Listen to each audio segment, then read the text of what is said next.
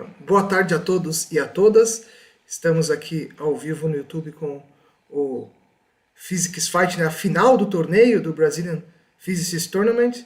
Estamos aqui com o time da USP e da UNICAMP, jurados aqui de diversas universidades. E vamos ter aí a grande final, né, o momento final aí para saber quem que será a equipe vencedora do torneio. Acho que as torcidas aí, eu vejo aqui torcida Unicamp, torcida USP aqui nos comentários aqui. O pessoal vai se divertir bastante, vamos comentar física, vamos aprender bastante física aí nessa tarde. Tá? Então é isso, eu vou passar a palavra para o Chair, o Ricardo, e aí ele vai conduzir aí a final.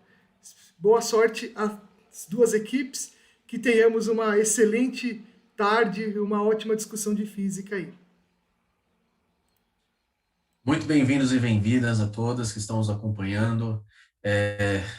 Mais uma vez, muito obrigado à participação das equipes nesse ano, que trouxeram aí um campeonato de física com bastante nível, bastante qualidade de discussão e divulgação científica. Eu espero que vocês tenham aprendido muito, que vocês tenham melhorado muito os próprios experimentos aí, considerando todos os feedbacks, né, como é que os jurados e as outras equipes falaram para vocês, que vocês tenham se divertido falando de física, e agradecimento especial aí aos jurados que têm participado e têm dado desse tempo aí para conversar e nos ajudar a melhorar cada vez mais aqui. Então, gostaria de falar que esse Captain's Fight, ele será um pouco mais aberto. As equipes costumam trabalhar em grupo no Captain's Fight da final. Esse ano, como não está sendo possível, né, a gente pode até liberar que vocês comuniquem entre si, obviamente, mas isso não traria a mesma experiência. Mas nós faremos da seguinte forma. O Captain's Fight vai participar no primeiro desafio será o capitão da equipe, né? Nos demais desafios, dependendo da estratégia de vocês, se vocês quiserem, vocês podem falar para outra pessoa apresentar a resposta final, né? Ser responsável aí por calcular e apresentar a resposta final, tá bom? Então, apresentaremos aqui o Captain's Fight. As equipes da USP e da Unicamp confirmam aí que estão preparadas e todos presentes? UNICAMP, tudo certo.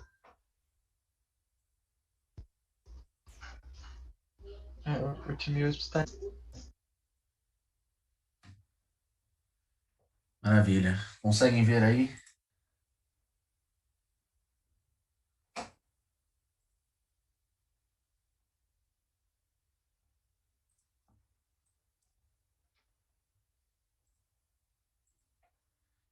Tá certo. Para o Captain's Fight número 4, então, oficialmente agora vamos começar a grande final do terceiro Brazilian Physicists Tournament. Welcome everyone. For the Captain's Fight, I asked to the team captains to participate. We're going to the first problem that's going to be solved. We have to consider that the poraquê is the largest electric eel and can be found here in Amazon River. It's a Brazilian one. It is a very efficient animal, consuming 90 calories per second to give an electric shock. So imagine that a jaguar tries to hunt a poraquê, but the eel curls up the jaguar's arm as a self-defense. So consider that the jaguar puts the arm on the river and the poraquê curls him up, as is it shown in the image below. What is the intensity of the magnetic field generated by this curved eel? The answer must be in Tesla. You have 3 minutes starting now.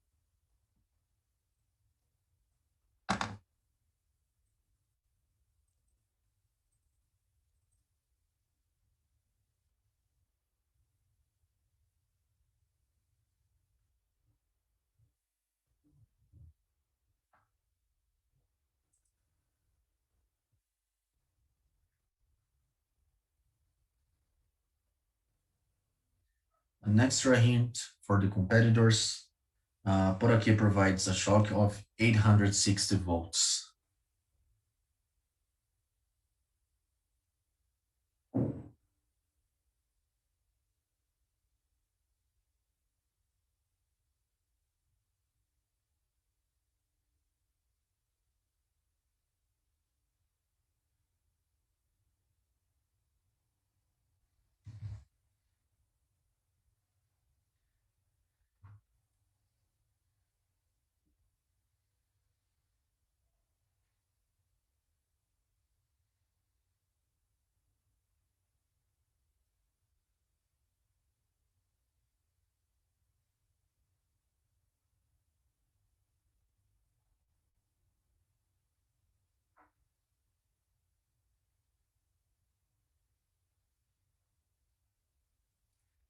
A second extra hint to the competitors, you have to consider that a Jaguar's arm, it's a diamagnetic material. And obviously, we hope that you consider that we are trying to say that the por aqui looks like a solenoid in this condition.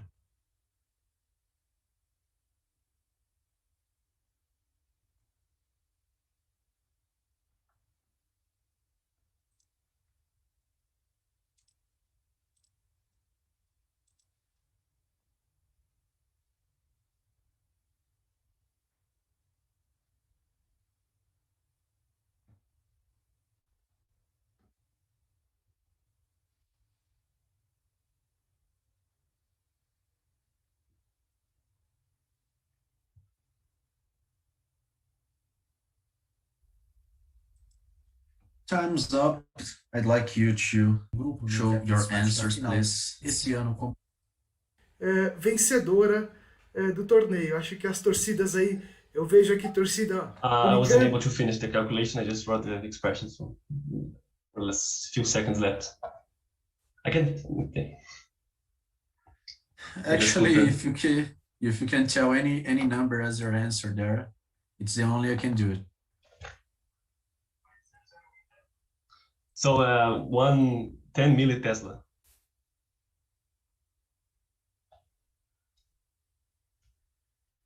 3 × 10⁻⁵ is the answer of Lauro.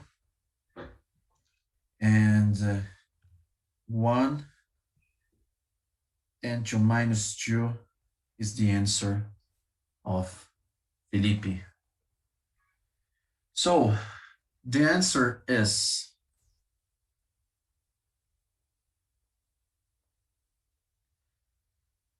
5 × 10⁻⁷. So Felipe, Lauro is the winner of this one. And why? Considering by the image is the largest por aqui ever found, it has 2.5 meters, 10 centimeters of diameter. Its power, it's 37 watts, so it's 43 milliampere. Consider regular solenoid, the magnetic field will be 5 × 10⁻⁷. Torcida USP aqui no. The diamagnetic material was to consider the permeability of the material as the same as the standard permeability, because diamagnetic material has its relative permeability close to 1. That was the hint. So be ready for the second question. I'd like you to say if by your strategy keeps with the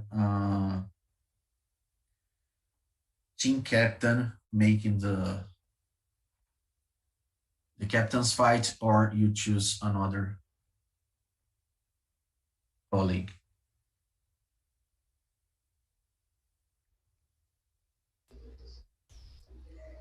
USP chose team captain.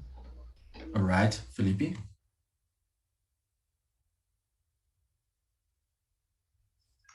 I'll go again, team captain. Okay. So this problem is Earth's diet. Planet Earth gains and loses mass due to several phenomena. Okay, so It can be thinner or can be fatter. Micrometeorites, dust coming from space, so it gains mass because of that. And atmosphere's light gases diffusion makes Earth loses mass. So these both phenomena must be considered, only these both, to this problem. So Earth's volume is 770 times greater than atmosphere's volume. Every year it loses a very small percentage of its mass. It's 1.10 to minus 9, I believe. 5,200 tons per year of space dust reaches the Earth. Considering these numbers, will 2022 be longer or shorter than 2021? In seconds, okay? So first thing, you have to consider the balance of mass, and you have to tell if it is a positive number or a negative number. So you put the sign in front of the number, if it's a plus or minus, okay? If both get the plus or minus correctly, then we are going to consider the rest of the question, okay? If just one gets the signal right, this is already the winner. So you have 3 minutes to start now.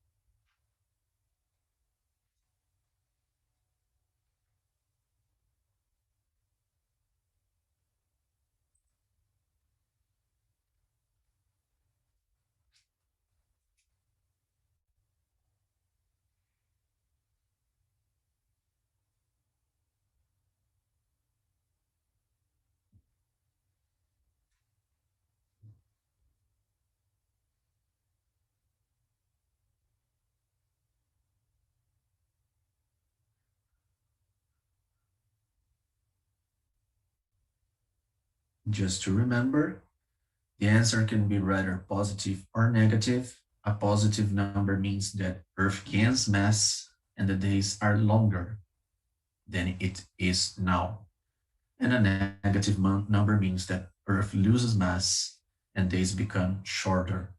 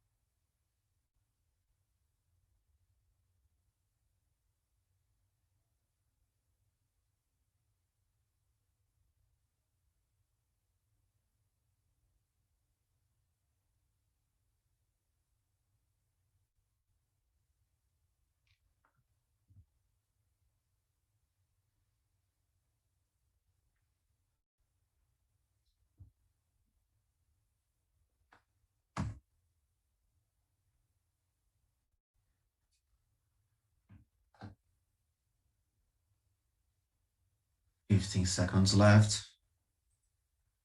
Start writing down your final answer."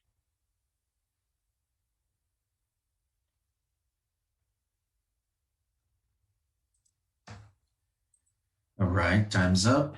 Please show your answers.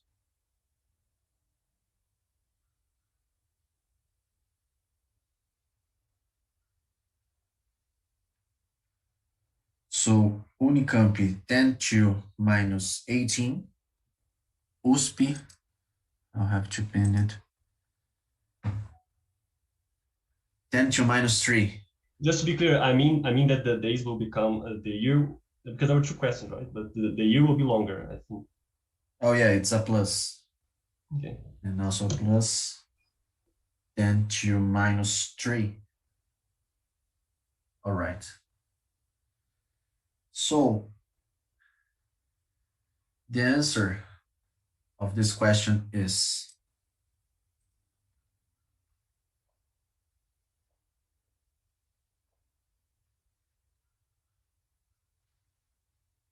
the days actually become shorter considering both phenomena. Earth loses way more mass due to atmosphere diffusion than any other process. So if you make the calculations and estimate air density, you're gonna reach 3 kilograms per second, which is 94 million kilograms per year. So when you do the mass balance, we're gonna have loss of weight. So the closest answer was the smallest one, considering to the criteria. So UNICAMP wins this fight, this challenge. And the answer was to calculate the conservation of the angular momentum. And what wasn't easy here is to consider that Earth, dust, and the atmosphere are concentrated in different radius of the Earth, if you consider the balance of mass. So the dust was just in the surface. Earth's mass is 2 over 5 the radius of the Earth, and the atmosphere it's on the surface, so it's exactly the same radius. If you calculate period, you're gonna see that's 3.47 10 to minus 10. So for the third questions, you're gonna keep the same players.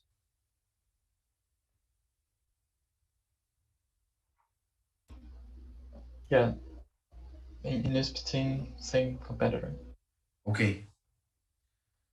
So for the third question, wrestler's bullet. During a WWE fight, John Cena leaps from the top card upon the adversary. This top card, the height of this jump, it's almost John Cena's height itself. Consider also that an AK-47 shots reaches 715 meters per second, okay? The comparison between a wrestler and a bullet. Compare the energy involved in both cases. The energy of both cases, how greater is the wrestler's impact on his adversary compared to AK-47 shot? The answer has no unit because it is a ratio. And I would let you in this slide because it has more information. You have 3 minutes starting now.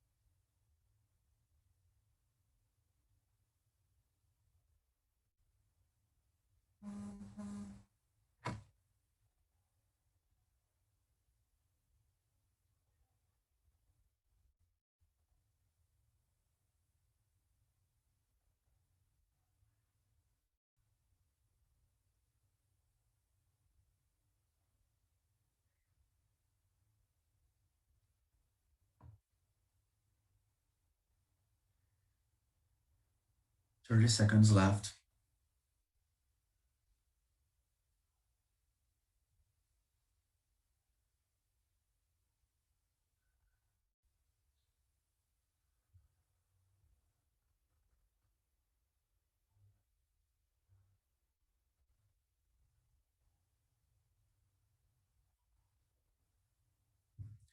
Five seconds left. Please write down your answers.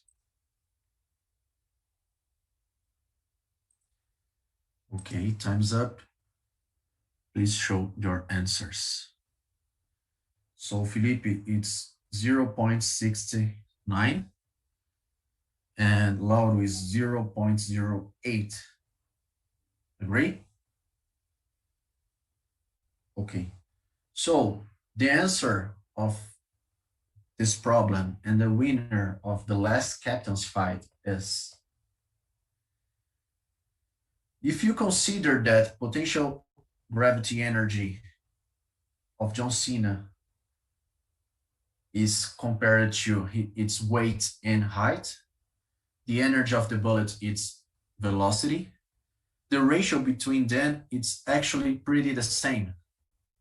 So the winner of this captain's fight is UNICAMP with a score of 2-1.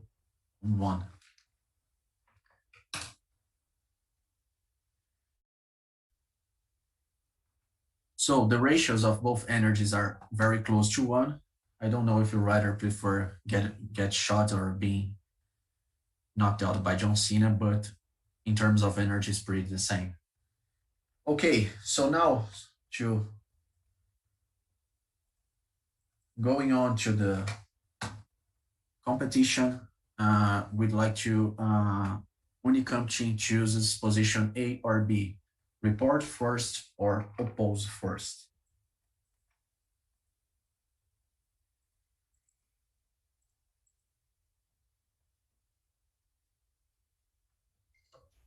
We would like to report first. All right. So the team of UNICAMP is going to report first problem number 11. And the opponent will be Deus' team. Preparation time starts now.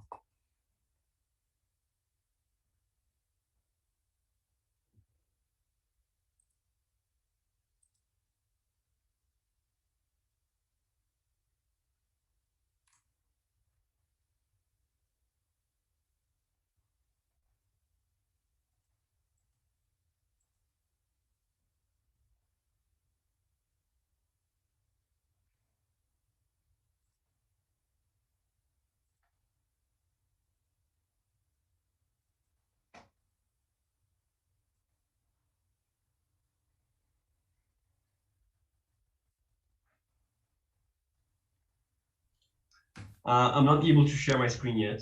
It shows that the host has disabled. Okay, so you're gonna be the reporter?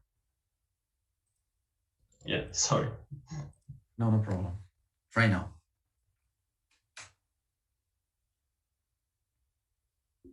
By the way, me and Annalisa will be the second presenter. Okay.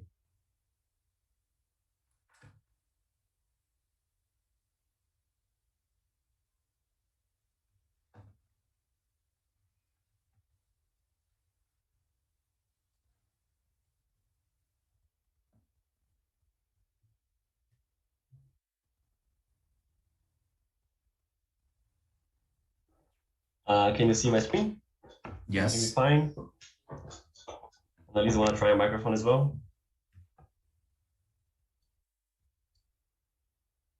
Annalisa?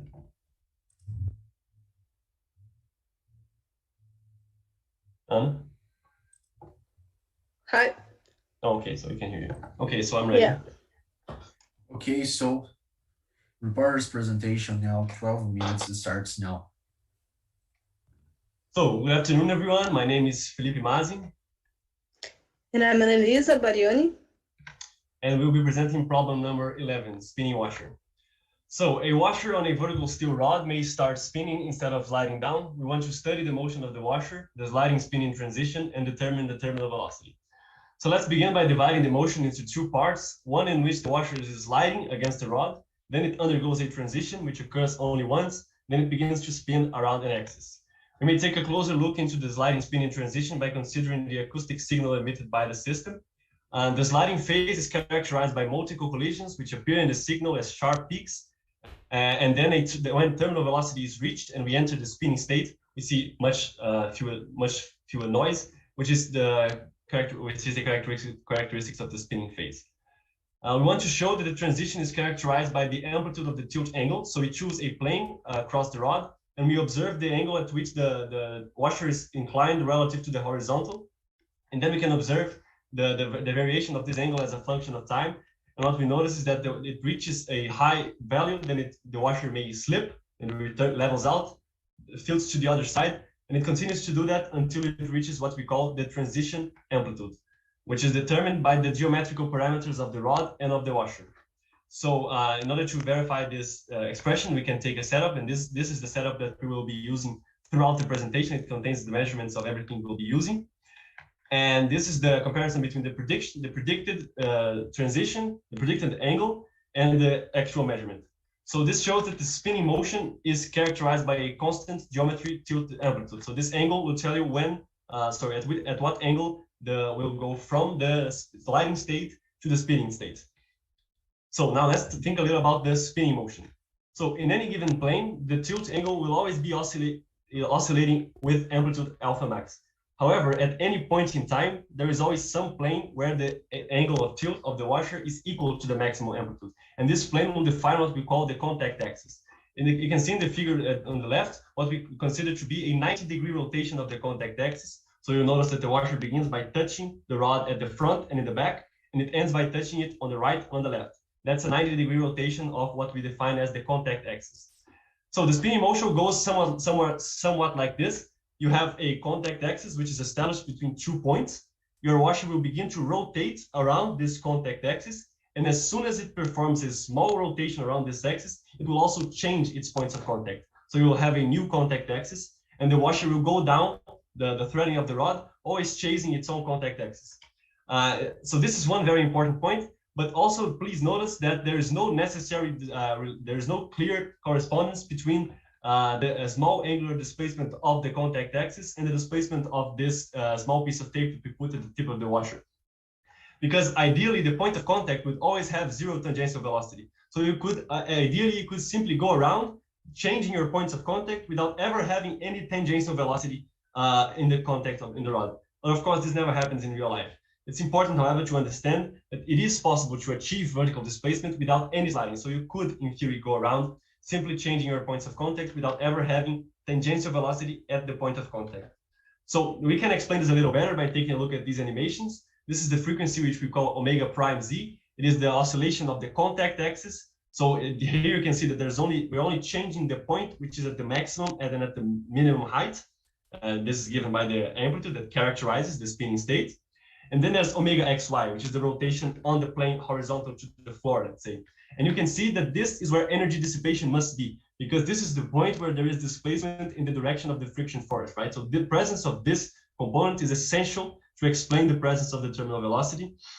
And these two frequencies we combine in a non-trivial way to produce the movement that we actually observe, which we refer here to omega z, and this is and which we can measure experimentally. So let's think about this in terms of energy. We may define the potential energy as being equal to 0 at the initial point at which we let the washer go, release it from with zero velocity. And then we'll have 3 kinetic energy terms, 2 relative to these movements. And then you have another kinetic energy term relating to the terminal velocity. Additionally, this equation, which is valid for the steady state, so this is after the sliding spinning transition has occurred, you have 2 contributions that depend in time. Your potential energy is becoming more negative because we define the 0 as being at the top, and some energy is, as it must be, is being dissipated, so that you can so that the flux of energy can be 0 in the steady state, and you can then keep your kinetic energy constant. So the key to understand this problem, one of the keys, is to notice that once the transition occurs, all of these variables will become coupled. So only 1 degree of freedom is left. I mean, that means there will only be 1 variable left in this undetermined in this equation, and a terminal velocity will necessarily appear because there will only be 1 solution for the velocity. Now we want to spend some time verifying the presence of this coupling experimentally. So the setup we built with a very wide range of washers and rods is we place a camera in front of a rod in a mirror, and we use the mirror to control parallax effects. And we can then track the position of a piece of tape, which we put at the tip of the washer, and check its projection in the XZ plane, as you can see in the picture on the right, on the left. So what you get when you make these measurements is a graph like this. In the X direction, you have some oscillation between the two endpoints, which are given by the radius of the washer. In the Z component, you have an oscillation with a much better defined frequency and a general downward trend. And immediately you'll notice that this is similar to the equation of a helix, except for the presence of this term in the Z component, which is related to the ability of the washer to store some kinetic energy, while these two terms dissipate energy, and the terminal velocity acts to increase, to change the potential energy. So this is a good, nice energy balance. Now, the first coupling comes by noticing that the terminal velocity is coupled to the contact axis frequency with an additional contribution from slipping. So I showed you that it is possible to go down the vertical displacement without any slipping, but in real life, you have to take into account the two contributions. And so this is the equations that we will attempt to verify. First, the amplitude of oscillation in the Z direction, which is much less important, but yet it's nice to have a completely geometrical description for it in terms of the tilt angle. But much more importantly, we can predict the terminal velocity by looking at the frequency. So if you make a no-slipping prediction in which we are ignoring the dissipative term, which is omega xy, you get to one value, and you get to a much better value once you consider the contribution, because the fact that the washer slips also makes it do some vertical displacement. And here we can get a good correspondence between our prediction and our measurement, except for, in some cases, we underestimate the terminal velocity. And this happens because, as I believe you can see in the video on the left, the washer eventually slips and it collides and goes through a large length in a very short time. So this is the effect that forces us to sometimes underestimate the terminal velocity. So there's a very good explanation for whatever little error appears between our model and experiment. So once we have demonstrated this coupling, what happens to the expression for energy? We can take a look at it, and we know that its derivative must be equal to 0 if there is to be conservation of energy. So this is an expression, this is a demand that the flux of energy must be 0 if you have a steady state. So we introduce our coupling equation, which couples the terminal velocity to the two frequencies. And okay, we're getting there, but we still have to take an extra step. Consider for a moment that omega xy is only approximately harmonic. That is, there is no clear single frequency here, because omega xy is actually driven by the oscillation of omega z, right? I've shown that you can go through the entire rod without ever having omega xy, but what little omega xy appears is driven by the oscillation of omega z, because omega z is an oscillation around the contact axis, but omega xy is only the displacement that the static friction was unable to hold, right?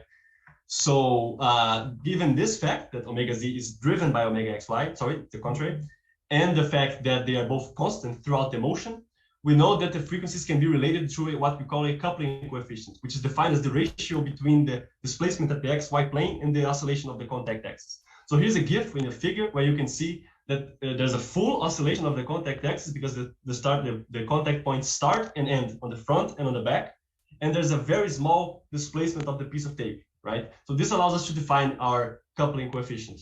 It is a measurement of how much your washer slips for each unit of displacement of the contact axis, which is the main contributor to displacement. Once we do this coupling, our previous equation is reduced because we can simply write omega z as a function of omega xy, and we can move it up a little bit, and we get an analytical expression for our coupling coefficient, which is only dependent on geometrical parameters. So we have the coefficient of friction, the radius of the rod, the spacing between the rings and the threading of the rod, and you have the ratio between the normal force and the weight. And as you can see, in general, we can predict the coupling coefficient very well. And here's a function that shows you how the coefficient behaves as a function of the ratio between the normal force and the weight. So this is a very nice result, because if we have the coupling coefficient, then we are able to predict the terminal velocity with a single measurement. So if you know one of the frequencies that characterize the spinning washer, you can know all the other kinematic parameters. The only reason why we're not yet able to make a completely theoretical prediction of the terminal velocity is because this equation is not valid throughout the motion, because there is a small interval before the washer has reached the steady state, at which the dissipative term takes some form other than this. And in this very small interval, the washer is allowed to accumulate some energy before the flux, the input and output equate. And this difference is the amount of energy that the washer will store as kinetic energy. And this is related to that noisy period that I showed you in the first slide that shows that the sliding phase is characterized by many collisions. So, okay, in conclusion, we can have divided the motion into two regimes. We have characterized the sliding spin in transition by a maximum tilt angle, and we have demonstrated its validity by comparing experiment to theory. We've shown that the dissipation arises from slipping of the contact axis, and the fact that this slipping occurs couples the two spinning modes, omega xy and omega prime z. And the fact is that one cannot happen without the other, and this guarantees you that your energy equation can be written in terms of a single variable, and it's an important step towards identifying the existence of a terminal velocity. Next, we showed that the terminal velocity is fully determined by both the geometry of the rod and a single spinning frequency. So if you want if you know one thing about the movement, you know all the others. And finally, we know that a completely theoretical prediction of the terminal velocity would simply require us to have a description of the pre-spinning motion, which is characterized by multiple collisions, which are much harder to predict. But still, we can make we can predict the whole system just by making a single measurement, even the most simpler ones. Thank you. I'm now open for questions. Okay, now technical questions from the opponent team. Thank you, Felipe. Could you please go back to slide number 6?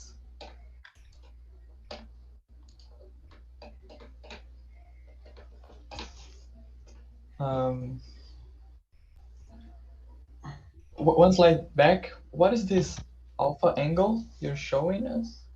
The angle alpha is the tilt angle of the washer. So you choose a plane. I showed you this picture. You choose a plane against the rod.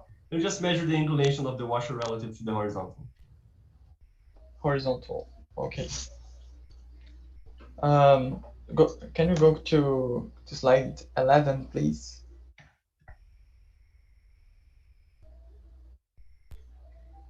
All right. Okay. What you're showing, those are measurements indeed, or it's just visual? This is a visual intuition of the science explanation. But it's slide our 16, setup, right? please.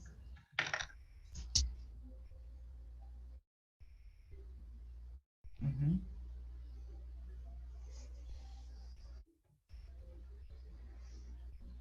Okay. Now, slide 17, could you? I see.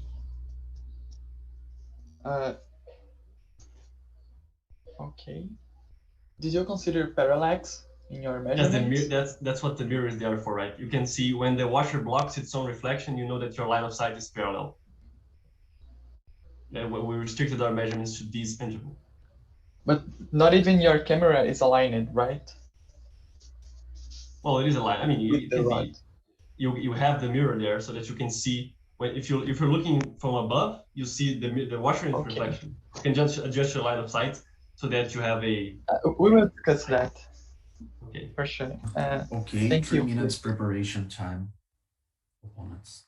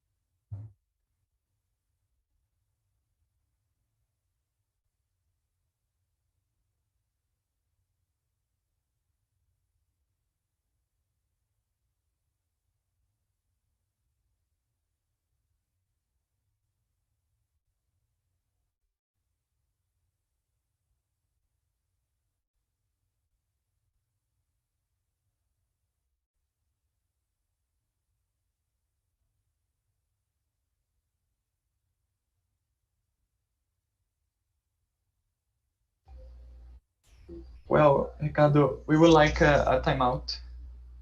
Okay, after this time, an extra time. And I will present, so. Okay, try to share your slides.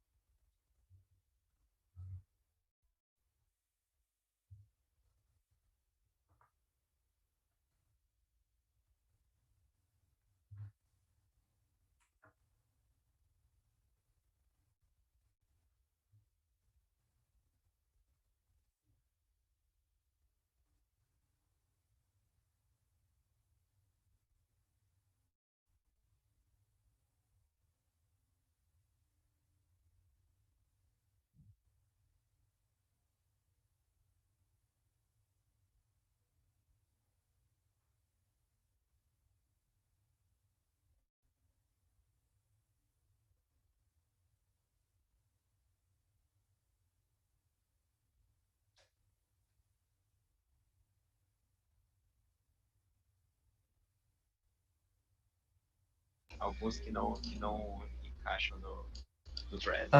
Okay, So next presentation.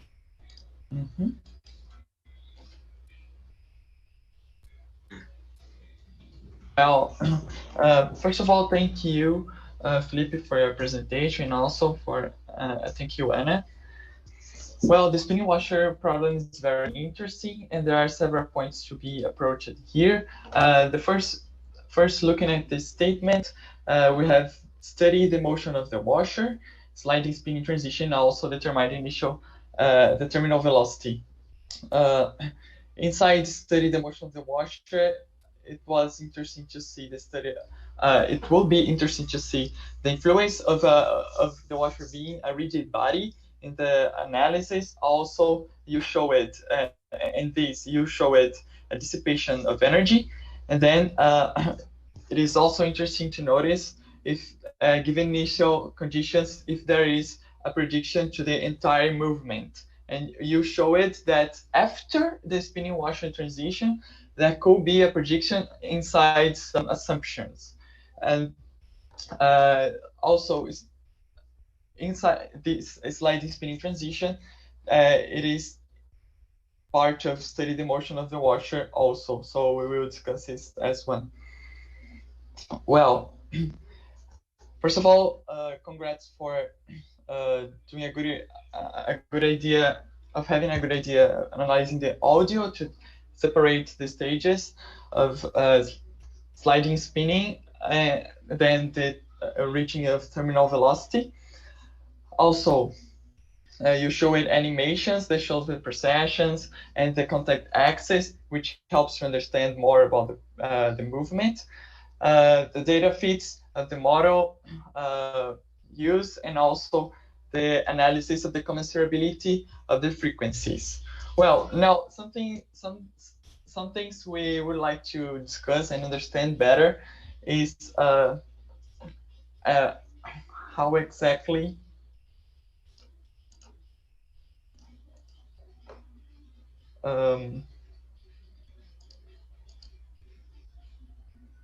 okay, I will say something to let us not just keep on this. I'm sorry. Apparently, Google did not save my last changes, but we would like to discuss about mainly the sliding spinning transition, which was explored just as one parameter, but it is actually a very complex scenario. Also, we would like to understand better the dependence on this stage of the movement of the initial conditions, and also I would like to discuss some of your assumptions in treating the theoretical model. Once you decoupled the movement into two parts, we would like to understand better if those two parts are indeed decoupled or if they are actually correlated. Well, once the friction force is tangential and the normal force is not, if the friction force and the normal force are coupled, then your movement cannot be only separated into two different directions or just two different patterns of a fixed point or not, or a coupling of them. So in this sense, it will be interesting to discuss that point and understand better that in comparison to your considerations. Okay, so I think we can start this now. I would like to ask to Felipe to please open his slides if you. Sure. Can I have to stop you asking? Can I do it? Okay, discussion time. Okay. Okay, sharing. First, Felipe, thank you for showing us your work. So let us start by understanding a little about Some clarifications. Treatment of the bouncing part when the washer is in the transition, sliding spinning transition. You did that by considering your alpha angle, if I understood it well, right? I used the alpha angle, but I'm not sure I did what you just said. I just have one transition between sliding and spinning. I have one transition between sliding and spinning. And if you have one washer and one rod, they will always, the transition will always occur at the same tilt angle. There's no dependence, that answers one of your points, there's no dependence on the initial conditions. That's why the terminal velocity is, that's why there cannot be any dependence, because the terminal velocity is always the same, right? You can do it many times and you always measure the same terminal velocity. Given a same initial condition, you say? The initial conditions in the sense of the velocity, the initial velocity you put into the system makes no difference at the end of the day, by the end of the motion, right? Because it will couple as long as it couples to the threading, which will always happen at alpha max, which we define as alpha max, it will always go on with the same terminal velocity regardless of the initial conditions. Okay, but now I'm talking about the stage in which this alpha is not constant. This is the sliding spinning transition, which is in this statement. So I'd like just to understand better how you did approach that that term. Okay. So what about alpha before getting the maximum value?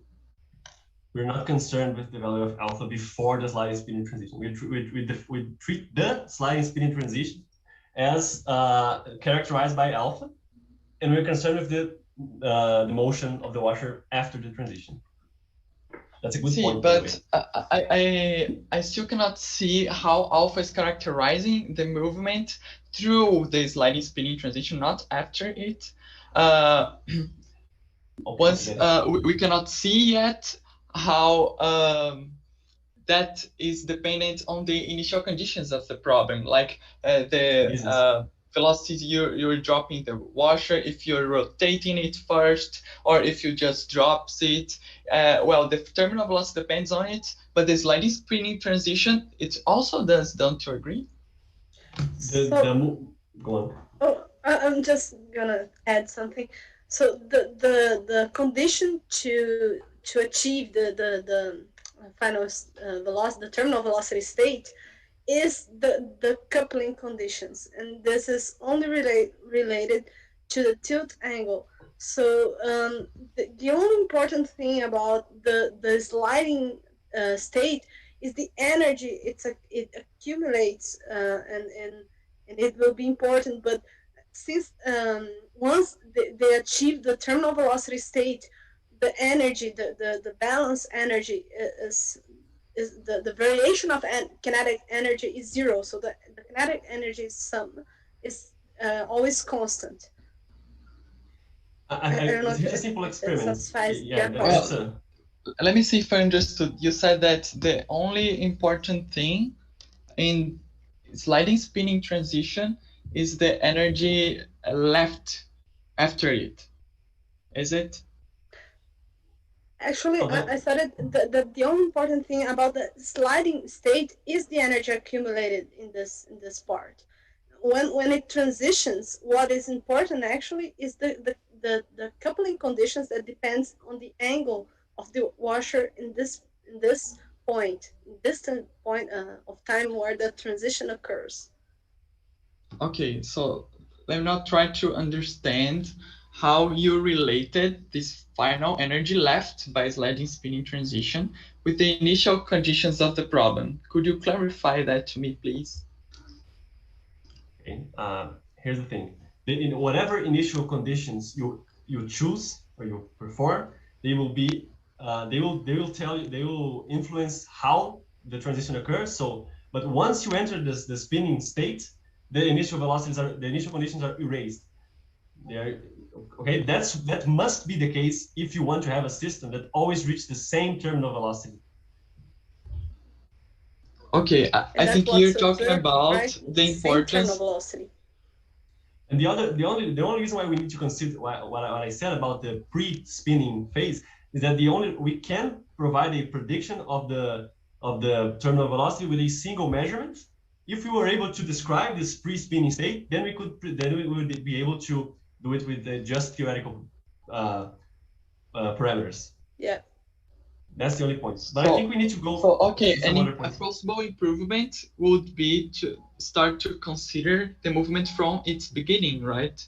Because it No. begins before the sliding spinning transition. When you drop your washer or you give your initial condition, then it starts the sliding spinning transition and keeps the movement. The sliding spinning transition is part of the movement. And the statement says to study the wholly motion.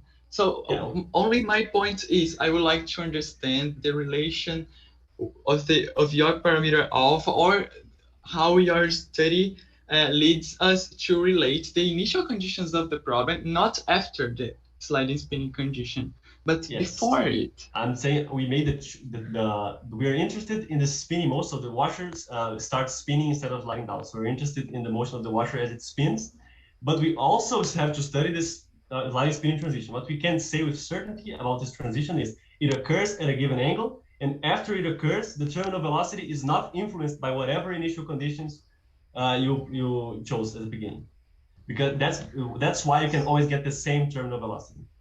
We make no description of the motion before the transition. We just can tell you when the transition will happen, and we don't do it because it doesn't affect the motion. No, it actually does affect the motion, right? Because the sliding spinning transition is giving now the initial conditions of your next step, and you use that in your model, right? No, I don't. You see, if I release, okay, go on.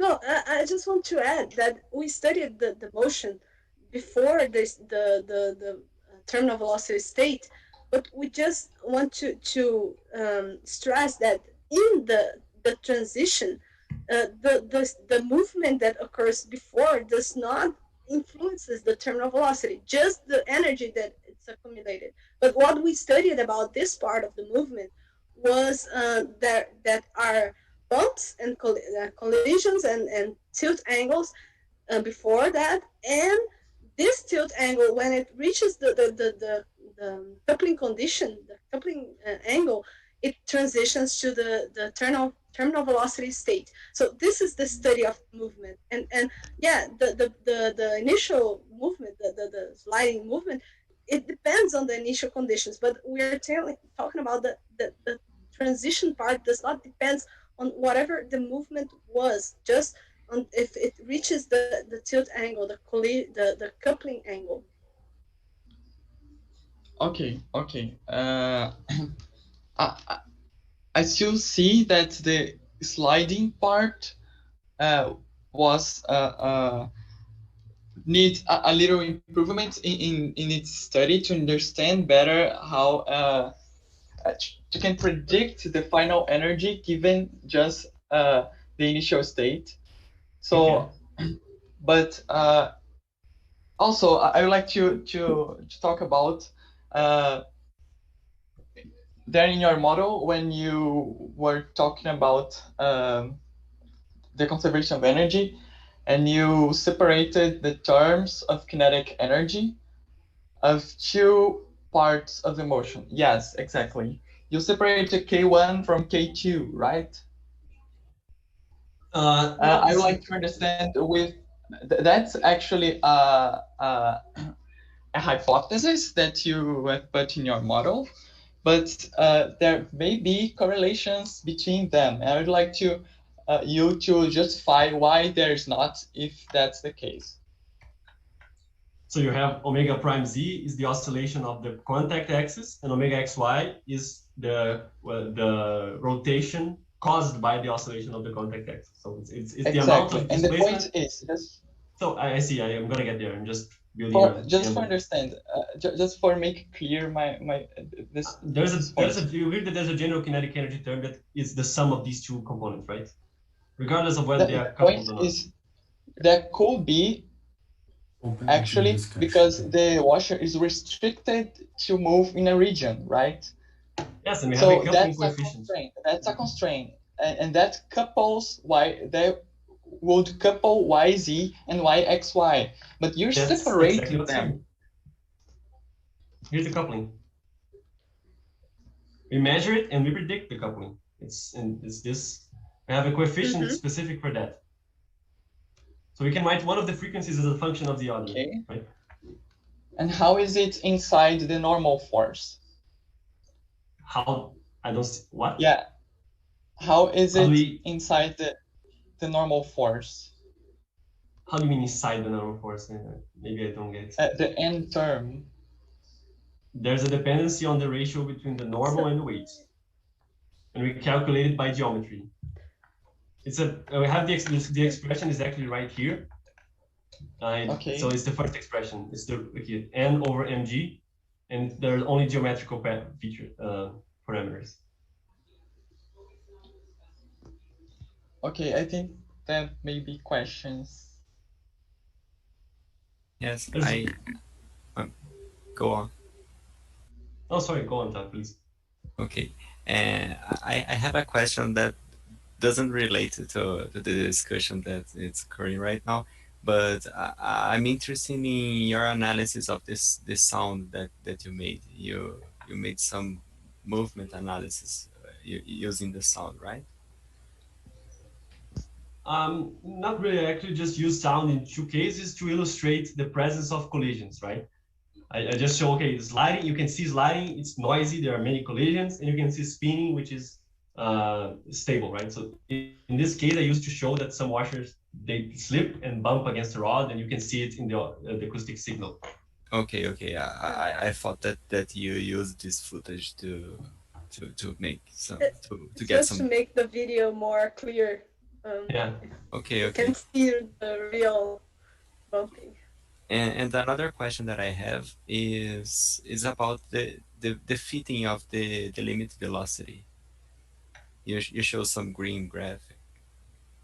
Oh, yes, okay. This one. How does this was fitted? Just a line that you fitted?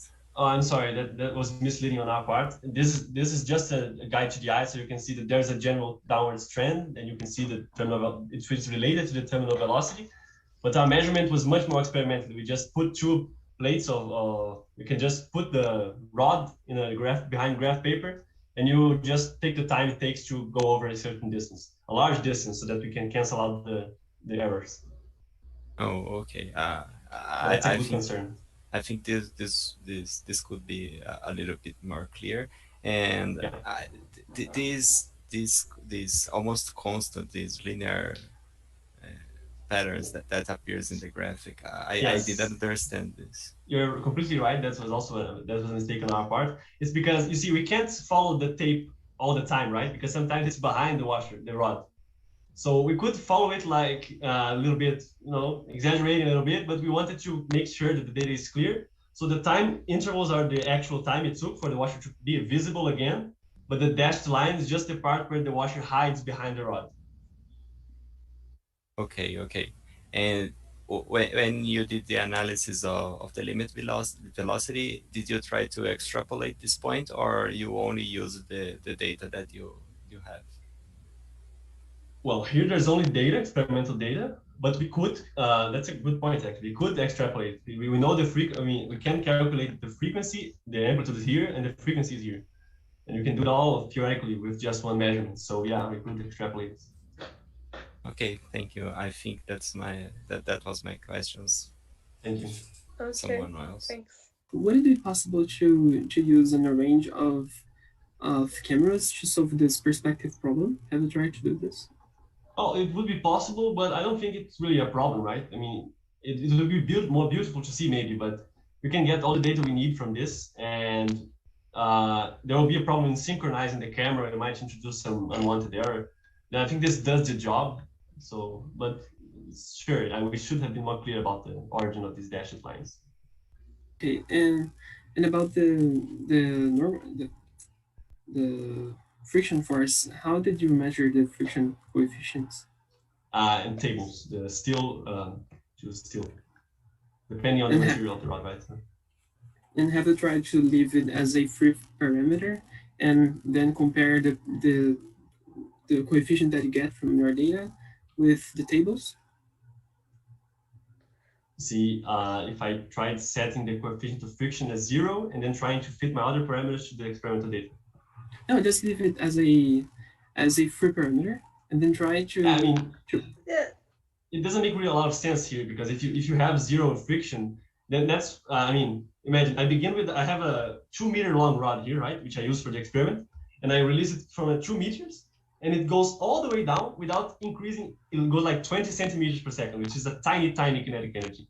So it loses all this potential energy and does no single increase in kinetic energy. So the energy has to go to friction, right? And that's, so if I take it off my model, it makes no sense.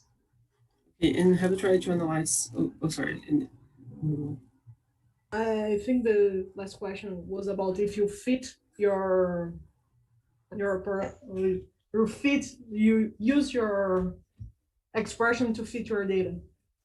I think the kappa coefficient must be something like that. I think we just put our focus on the kappa coefficient that takes into account the friction coefficient. So you can either measure one and leave one the other as a free parameter, or the opposite. We just thought the kappa constant will be more useful in order to relate the z frequency and the xy frequency. Yeah, by the way, that's a good point, because if we set the friction equal to 0 here, then kappa is 1, right? So so it slips for every displacement of the contact axis. And that's a nice intuition. Yeah, and that's one of the extreme cases you could use to analyze. And the other are like if the radius of the thread is very close to the radius with the inner radius of the washer. And have you tried to do this kind of analysis too? Like other extreme cases to get a better intuition? Well, actually, no, that's a good point. We we might build some intuition if we look at the extreme cases. Yeah. So yeah, we should try to do that. We can look at a model and since if it works. But we have actually a very wide setup. So we tried a bunch of radii, internal and external, and thicknesses and masses. There's a bunch of things for us to try. And is there a relation between the tilt angle of the thread with that alpha angle of the washer? Does it influence one each other? Certainly does. The model predicts it because it appears in the expression for kappa, right? Because if you change it, I can't find it now. If you change the what's called the slant, right? Is that what you said? The inclination of the threading. Yeah, the inclination of the threading. If you change it, then the ratio between the normal force and the weight changes, right? Because that's what the normal force is all about. It's all about direction of contact. So it is included in the model, but actually, my intuition would, I mean, if you predicted that, okay, but the first impression that if there are only certain points of contact, it wouldn't depend on the tilt angle, right? So there are collisions, and these collisions happen with points, and why does it depend on the angle? This wasn't clear for me. Oh, because the collisions are not really important after you reach the sliding phase, right? The spinning phase, right? The collision, the sliding phase is full of collisions, and then spinning. You're right to say that there will be some dependence between the motion and the tilt angle. I'm just saying it's not very easy to predict. But obviously, the reason why the washer begins to flip around the contact axis in the first place is because there is some inclination, right? One of the reasons why. Yeah. But at the same time, maybe if you have more inclination, then you can fit into the threading more, so we might have more friction. So I could have a better answer for you already, actually. So I'll try to do that, but there's some dependence which is included in the model. And what about and how did you relate the energy loss per heat in the thread? We considered the. Go on. No, you can go on, but we didn't take into account the heat, right? We didn't measure anything related to the heat. We just predicted the friction energy, the dissipated friction energy, but we didn't convert it into heat and did the measurement of temperature. Reporters' final remarks. 1 minute. Okay, so first I'd like to thank the opponents for their insightful comments. I think it was a very productive discussion. They especially learned some lessons about the presentation itself. So, for instance, the trend lines, and something that might have misled you into understanding our actual methodology. It will be very interesting to see how our model works at the limits. So this is another suggestion of the opponent team which we really liked. So this will all be taken into account in the future. But in general, we feel like we seem to agree on the general conclusions and the ability of the model to predict it, and of especially the notion that the energy stability is a necessity for the presence of the terminal velocity. So thank you once again, and that's my final statement. Okay, questions from the jury members. Should I continue to share? Okay. So, Professor Serbena. Thank you very much. I probably missed something. Can you go back to slide of the coupling coefficients where there states this one? Here. Yeah. No. The next. Yeah, this one. I saw that the measure and the prediction for the A8 and A7 are quite different. Can you comment on that? And yes. Also, just a fast question, second fast question. Can you say something about the condition for the sleeping after the spinning condition has arrived? Sure. You mean the fact that there's some sliding even after the transition, right? That's very hard to anticipate. Maybe the washer just slides away. It's really a very complicated thing to predict, but it happens as the washer slips in the threading and collides, and maybe it gets makes some elastic collisions, and it can be pushed away from the center, right? So that's the first point. The second here, the coupling coefficient, actually could have done the presentation without being able to predict the coupling coefficient. It was something additional that we decided to do, but the thing is, all the terms here, like the spacing of the rod and the radius, are very tiny, and we're at home. We only have millimeter rules, so we have high uncertainty in these terms. A8 is actually the one which I showed at with the image, that it slips more than the other ones. So that's how I would explain this difference. And the uncertainty is too high because we don't have find enough measuring tools at home. Okay, thank you, Professor Ubirajara. Okay, that was very nice to hear the other group and discussion. I think you guys improved a lot in the discussion. So I'd like to repeat a question. I don't remember who did ask that, but if you have some new inputs, or what are insights of the two groups, if the rod was not threaded, it was just a smooth rod, what do you guys think will happen? Can the two groups tell me a little bit about that?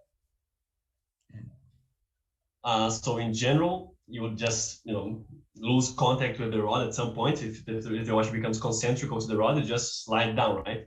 But if you can be like a fire station pole, and you can just hold on to it, providing enough friction, and so that you can remain stuck to it, and as you slide down.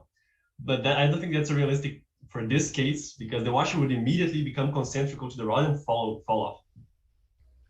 Yeah, I just want to see add that. Given, sorry. Sorry, you can end. Oh, thank you. I just think that the coupling condition would depend not only on the tilt angle, but also on the friction coefficient, and it would need to be a very high friction coefficient. So I agree with Felipe that it's a very probable thing to occur, and also the distance, the fraction between the inner radius of the washer and the rod, um, the rod radius. So it would be more complicated coupling condition if it couples. Yeah, I agree about the inner radius of the rod, and also the inner radius of the washer and the radius of the rod. But given an initial condition, it will be if that initial condition would present some spinning, so it would present an initial spinning. But I believe that friction force could dissipate it, and it would then just start a free fall eventually. But a free fall maybe in contact with the rod, but and that's an important thing in my vision. So that will be an initial spinning if the initial conditions would be, if it was if if there will be spinning in the initial conditions. Thank you, Professor. Okay, Professor Claudio. Could you go back to your slide 18 or 20, where you have that? Yeah, exactly. So I thank the opponent for calling attention to this, because I was also confused about this line that gets broken between those points. But you explained what happened. And if you had, say, 4 marks or 8 marks of different colors in your washer, maybe you could fill in with data rather than actual, how can I say, fitting, right? Would that be a possibility? Would you gain from that? I think there might be some trouble in making sure that it would be equivalent. So I would have to.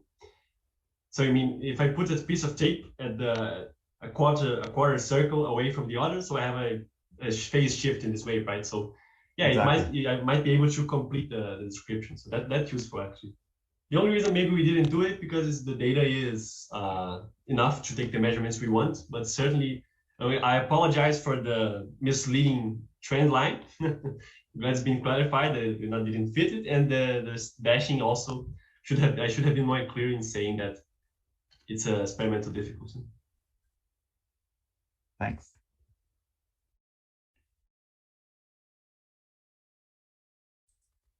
Okay. Any other questions from jury members?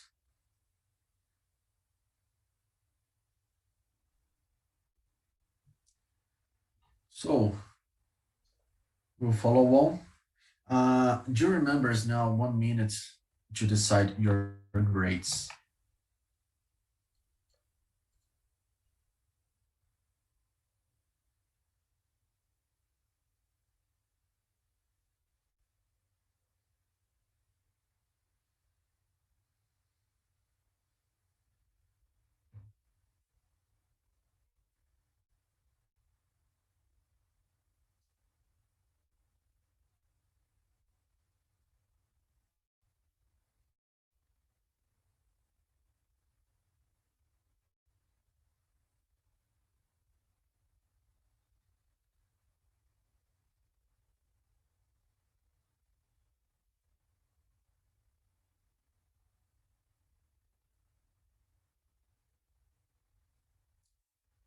Okay, I confirm I received all the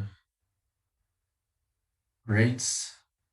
Considering now this is the final, so we're not showing the grades right now as we have topic. So jury members now have some comments and remarks. Just raise hands.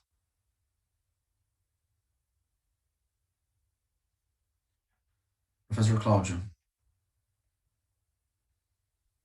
Yeah, thanks. Very nice work. I think it clarifies the issue of not depending, I mean, how you get on this transition does not, once you get into this transition, the spinning transition, then that doesn't depend on the initial conditions. Of course, at one point, it can't. You need enough kinetic energy so that, you know, you couple this motion and everything occurs smoothly, and then the speed is constant. So this really explained the situation. Very good, very, very nice. That's all. Congratulations. Thank you. Professor Silvana. Thank you. I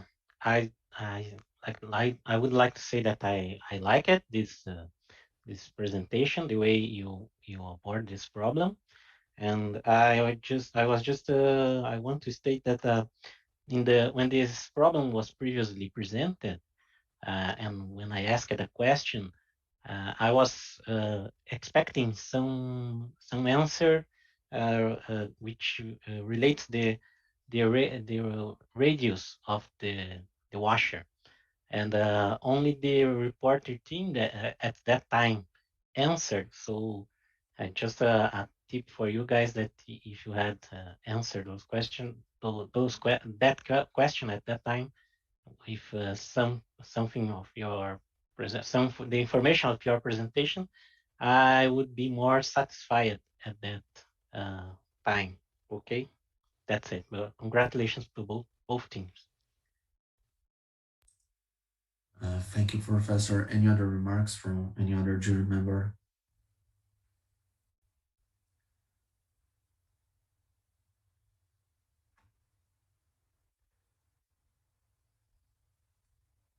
Okay, so that's the end of the first round of the final of the third Brazilian Physics Tournament. Thank you very much for both teams. Congratulations.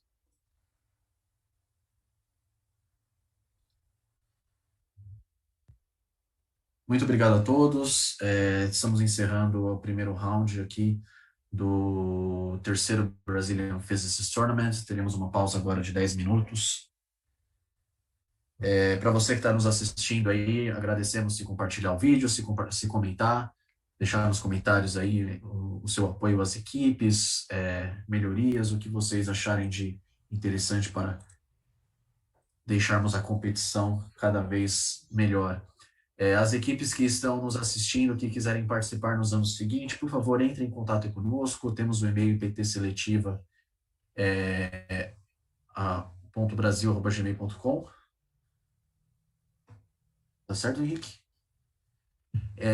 E também nas redes sociais, Facebook, aqui pelo YouTube, nós ajudamos as equipes a criarem núcleos em suas universidades, institutos de ensino, a participarem. Lembrando que essa competição é para alunos da graduação ou do mestrado, que ainda não tenham concluído o mestrado, e vale as mesmas regras para o campeonato internacional.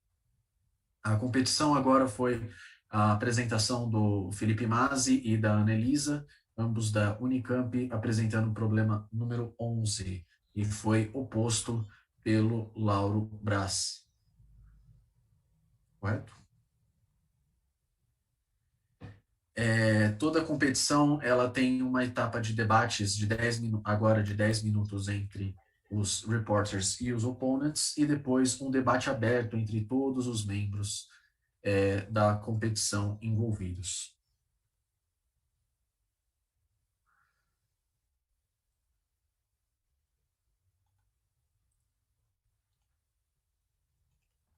Queria mandar um salve aí pro pessoal do YouTube, que tá interessante aí os comentários, a torcida aí, ó, a torcida organizada, tô vendo uma treta aí no YouTube.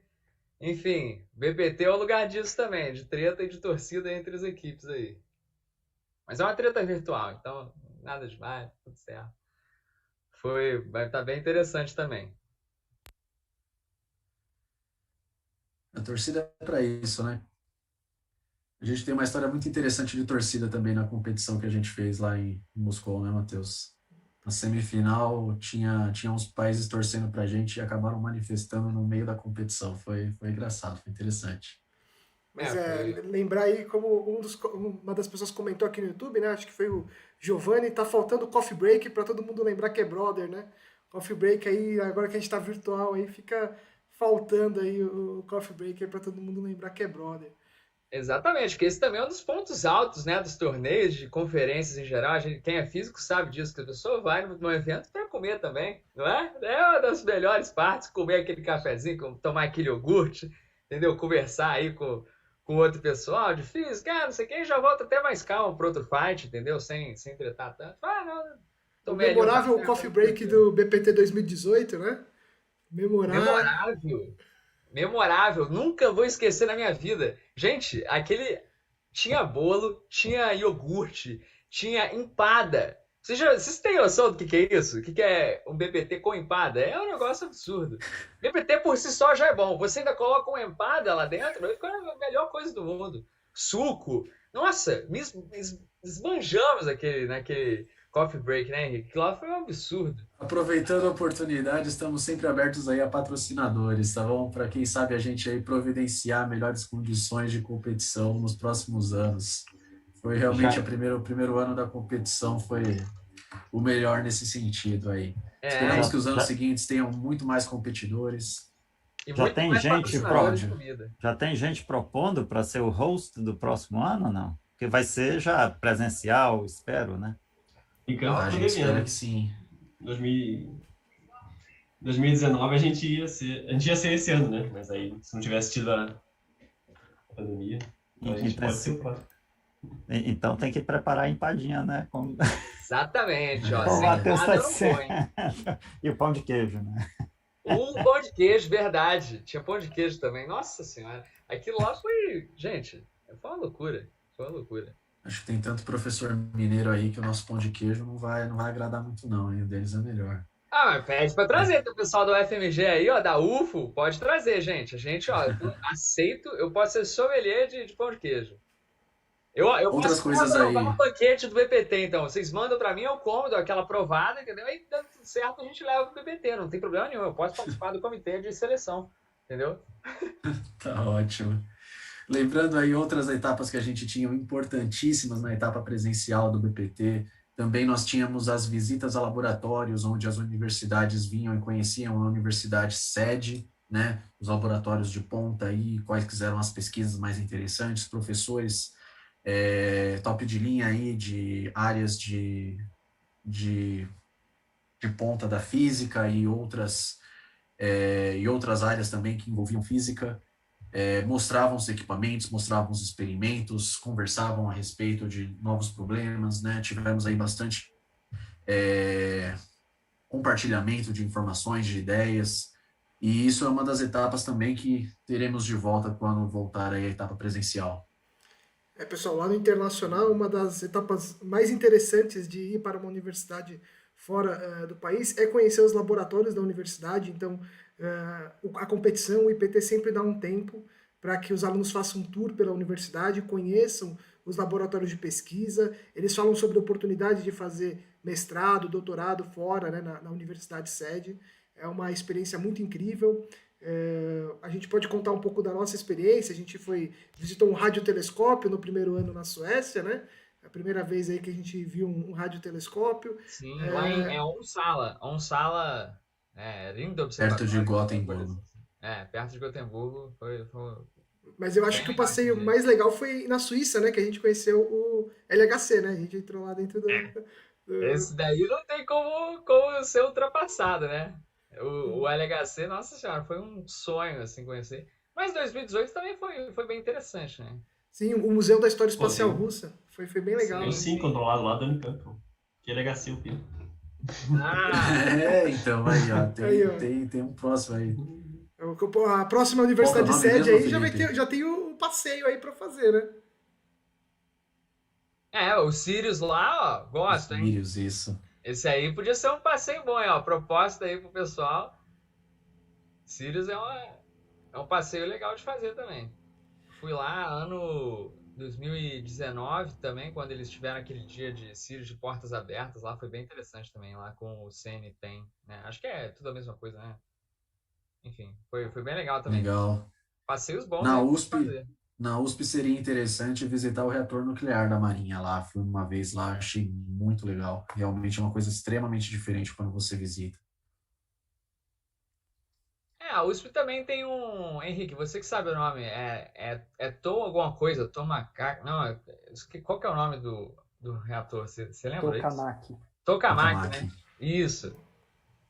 Lá eles têm também um desse, eu acho. Deixa o pessoal da USP falar, temos representante da USP aqui também, né? Cadê, gente? Cadê a O USP pessoal aí? falou do Sirius aí. A USP pode falar aí que laboratórios aí, o passeio aí também. Não, você mencionou lá, tem a Marinha, né? Tem o MB-01. reator nuclear, né? Na verdade, é um dos passeios mais legais ver a radiação Cherenkov lá na piscina de resfriamento. Não sei se o Ricardo conseguiu ver a radiação Cherenkov, mas dizem que é o azul mais bonito e mais profundo que você vai ver na sua vida. Uau! Eu vi a Que mesma isso, coisa. é poético ainda por cima o negócio. O professor Pedro Rossi disse a mesma coisa quando eu visitei lá. E, enfim, o tokamak é legal. O problema do tokamak assim, é que é legal pela máquina, né? Mas tipicamente você não consegue ver muita coisa, porque se você enfiar o seu olhinho lá para realmente ver, não vai fazer muito bem. Mas enfim, aproveitando que vocês deram a oportunidade de falar, deixa eu aproveitar então e agradecer a Comissão de Cultura e Extensão aí da USP que cedeu aí as salas para a gente, né? Em especial a figura da Malu Tipe, que é quem cuida dessas coisas e sempre se prontificou a ajudar. E quando eu falei que se a USP podia ceder uma sala virtual para a gente, para o evento, eles prontamente conseguiram ajudar.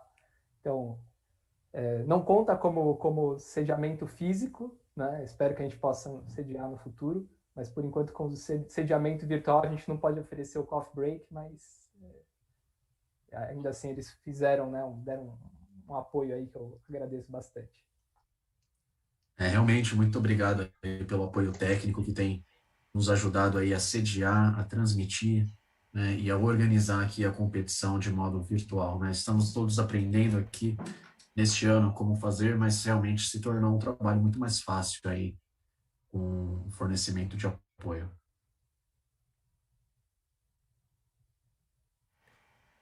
Pessoal, então vamos aí para o intervalo aí. Quem não pegou o café vai buscar o cafezinho. A gente já volta aí rapidinho para o segundo round. Beleza?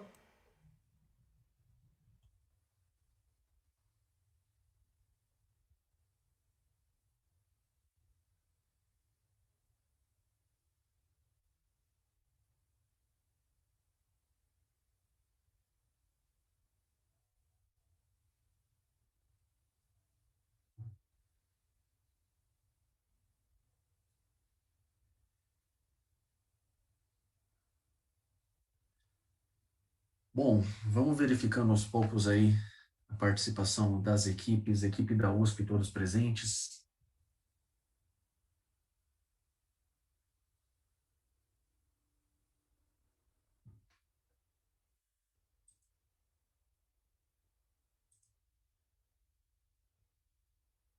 Então, acho que eles não estão nos ouvindo ainda. A equipe da UNICAMP estão aí todos presentes. Todos aqui também no UNICAMP.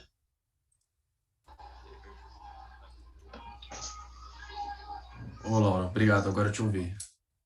Beleza. Então,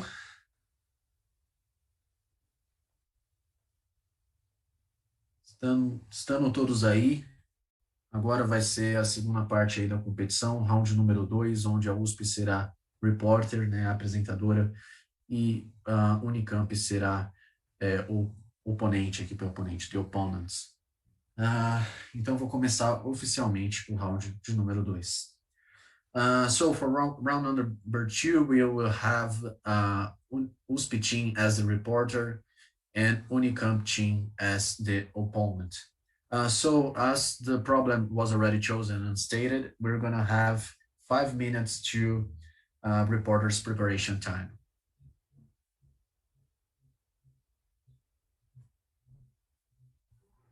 Can you give me the host? Ricardo?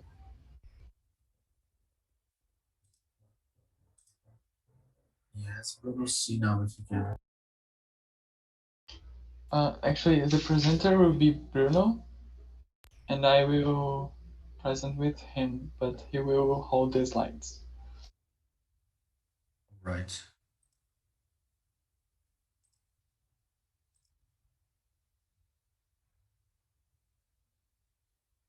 Okay, try now if you can share the screen with us. All right, we can already see it.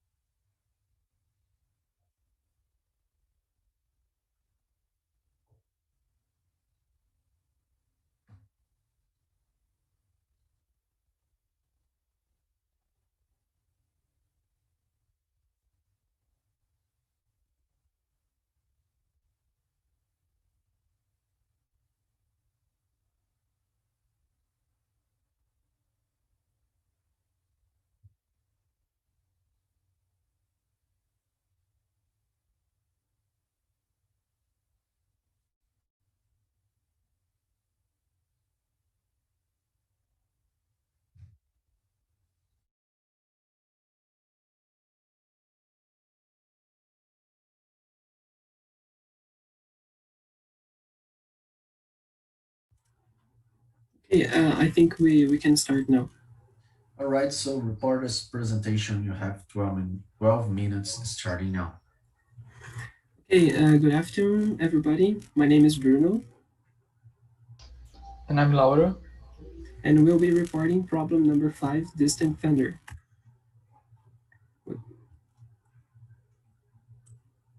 Okay, so the statement of the problem is what parameters of thunder can one reconstruct from a photograph of lightning?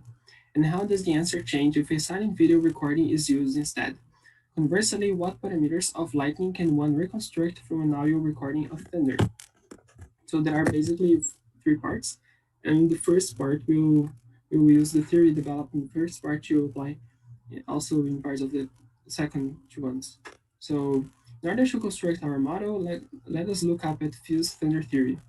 It says that the thunder signal is basically a linear superposition of pressure pulses produced simultaneously by a large number of cylindrical segments connected in series, which compose the lightning as a whole, as we can see in the right.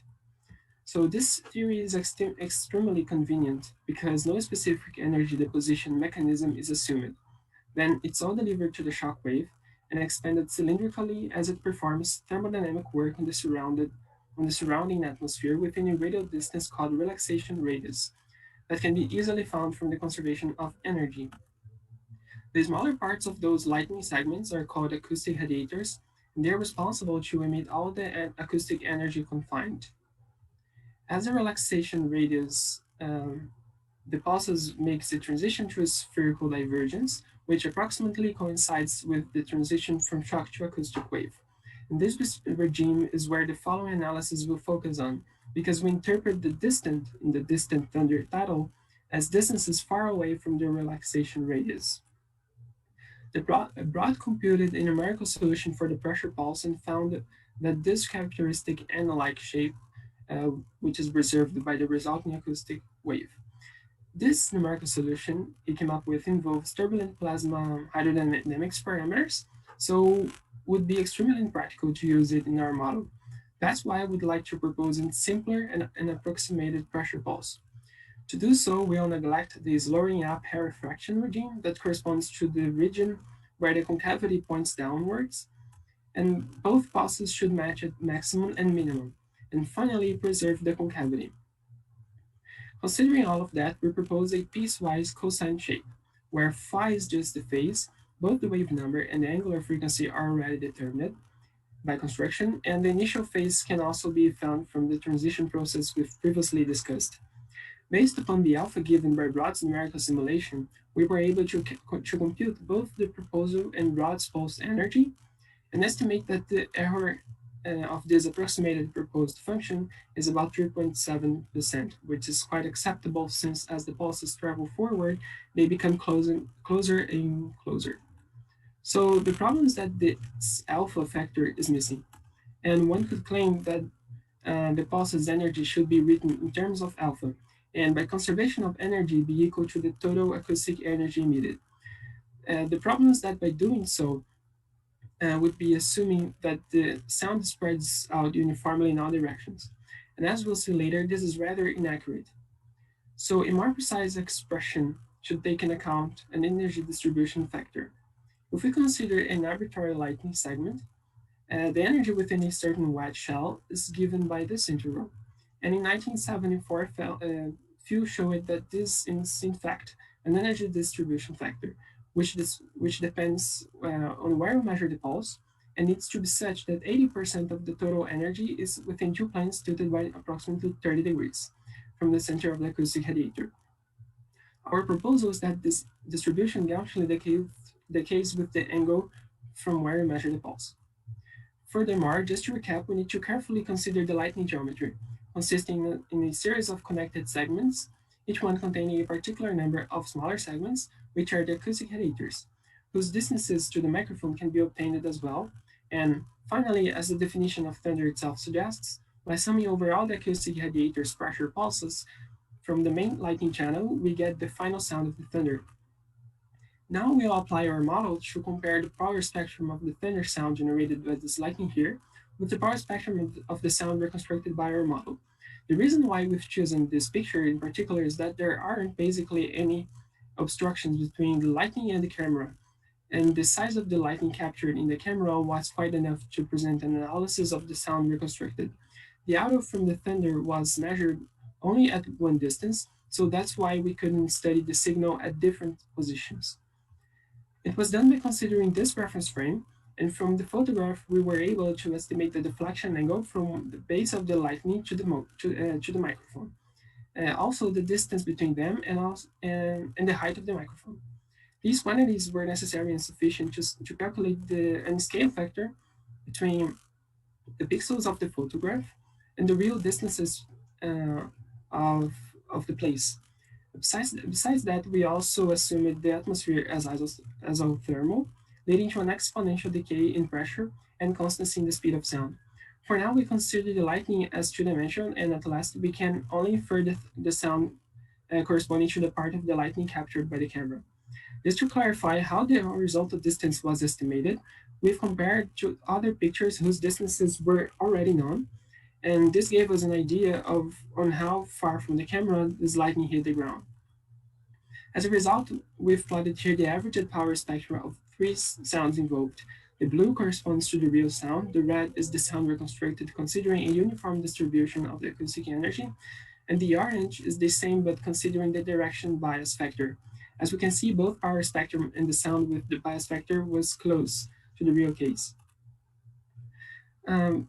Here we consider here the only difference is that by applying a short-term Fourier transform to the sound function, one can change the dispersion relation by multiplying the amplitude of these eigen frequencies by the atmospheric absorption coefficient.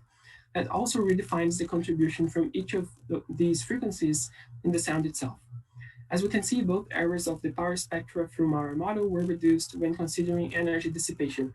We expect that as the dissipation acts per unit length, a farther thunder would produce a greater change between the two spectrums I've shown before. So with a silent video though, if it's recorded with a high-speed camera and the whole lighting process is captured, one can actually extract information about the three-dimensionality. If we look at a particular lighting segment, since y and z velocities of the stepped leaders can now be extracted from the video, one can actually use its average propagation speeds taken from the literature to establish a depth relation from each of these segments. Note that as they spread out through the fractal branches, the stepped leaders give the lightning its particular shape. So this means that the depth information would allow us to infer all the distance from all the acoustic radiators, not only in the return stroke, but in the entire lightning geometry as well. So as a result, we plotted, we use this new lightning geometry. As a result, if we use this new lightning geometry data in the previous model, the sound generated would be even more accurate. Conversely, if the thunder sound is given but the distance source is unknown, one can set up an experimental apparatus to also detect the echo from the thunder. And as it will have a lower intensity, we can compare it with the original incoming signal and finally infer the difference from the distance to the source. Since the thunder duration is given, if the speed of sound is known, then the thunder height can also be estimated. In addition to that, the lightning tortuosity can also be inferred from the thunder signal provided to the acoustic direction bias we already mentioned before. In a way that an acoustic radiator more perpendicular to the microphone produces a louder sound because more pulses arrive together, and this is actually referred in the literature as a thunderclap. This thunder sound we've analyzed before. The claps in there are pretty outstanding, as we can see. In conclusion, to answer the questions from the beginning, by making a few pretty reasonable assumptions to link the model to an approachable pressure pulse to the lightning geometry, we were able to successfully reconstruct the sound of the thunder corresponding to the lightning captured in the picture, and also we obtained a power spectrum that helped us to better visualize how important both the acoustic direction bias and the atmospheric absorption effects are to the resultant thunder sound. Although we only compared the sound reconstructed with only one lightning, we don't see this as a problem because the intensity of the peak from the thunder we compared was also in good agreement with the reconstructed sound, and that's what varies the most from one thunder to the other. The main differences from the silent video were outlined as well, and the reverse process with the thunder has shown the possibility to apply the directional bias to study the tortuosity too. Also, we'd like to stress that this work takes a step forward in the current literature of thunder, once the models presented bring new perspectives to better understand the physics behind the connection that these physical phenomena have with one each other. Thank you very much to hear me, and I'm open for questions. Well, also since we still have 1 minute 30, we would like to discuss a little bit more about how the dispersion of energy happens in the atmosphere.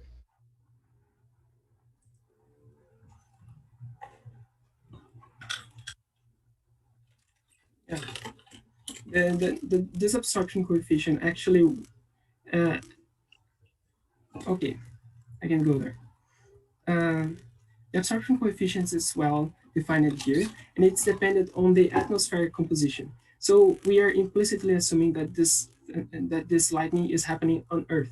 So the standard atmospheric composition is 21% oxygen and 78% nitrogen, and there are well-established coefficients for chemical coefficients of these translational energies of the molecules. And dissipation basically occurs because the translational motion of the molecules, they get transferred a little bit to the internal vibration of the molecules around the pulse, the pressure pulse. So that's where the absorption coefficient comes from, and this is well detailed in the international standard. Sorry, I forgot the name of the association. The international standard measurements, they took measure of these coefficients. So that's how we used. And now, opponents' technical questions. You have 2 minutes. Okay, so firstly, slide 5, please.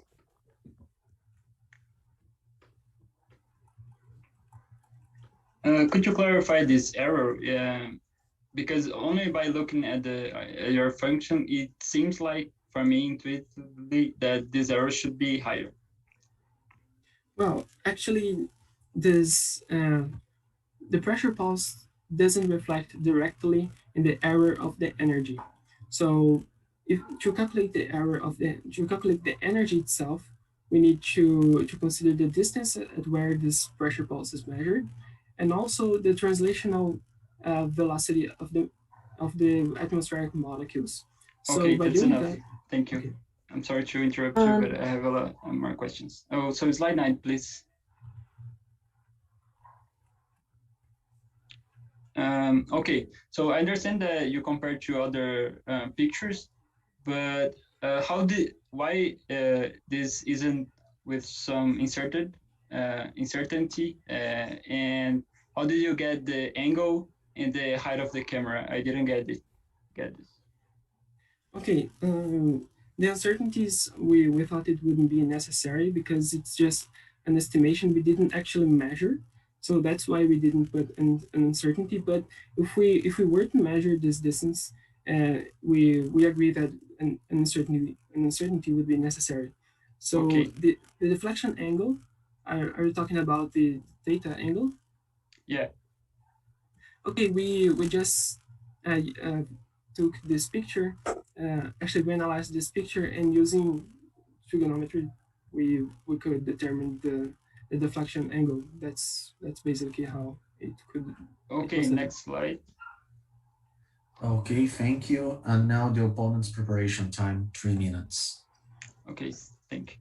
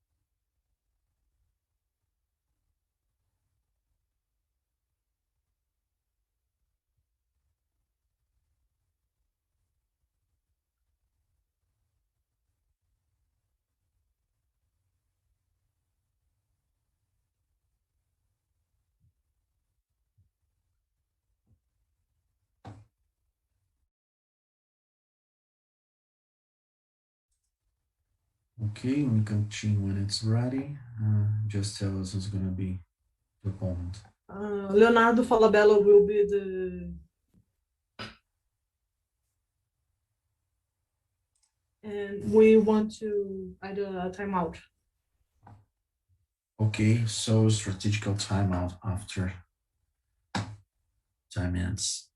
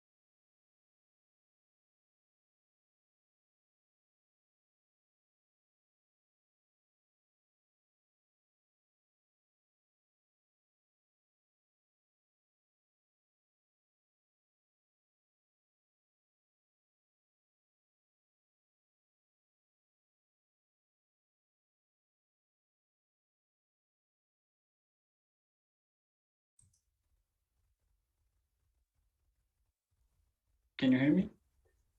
Yes. Yeah. Okay, so thank you for your presentation. It was a great job that you did with this problem. This is a very interesting problem.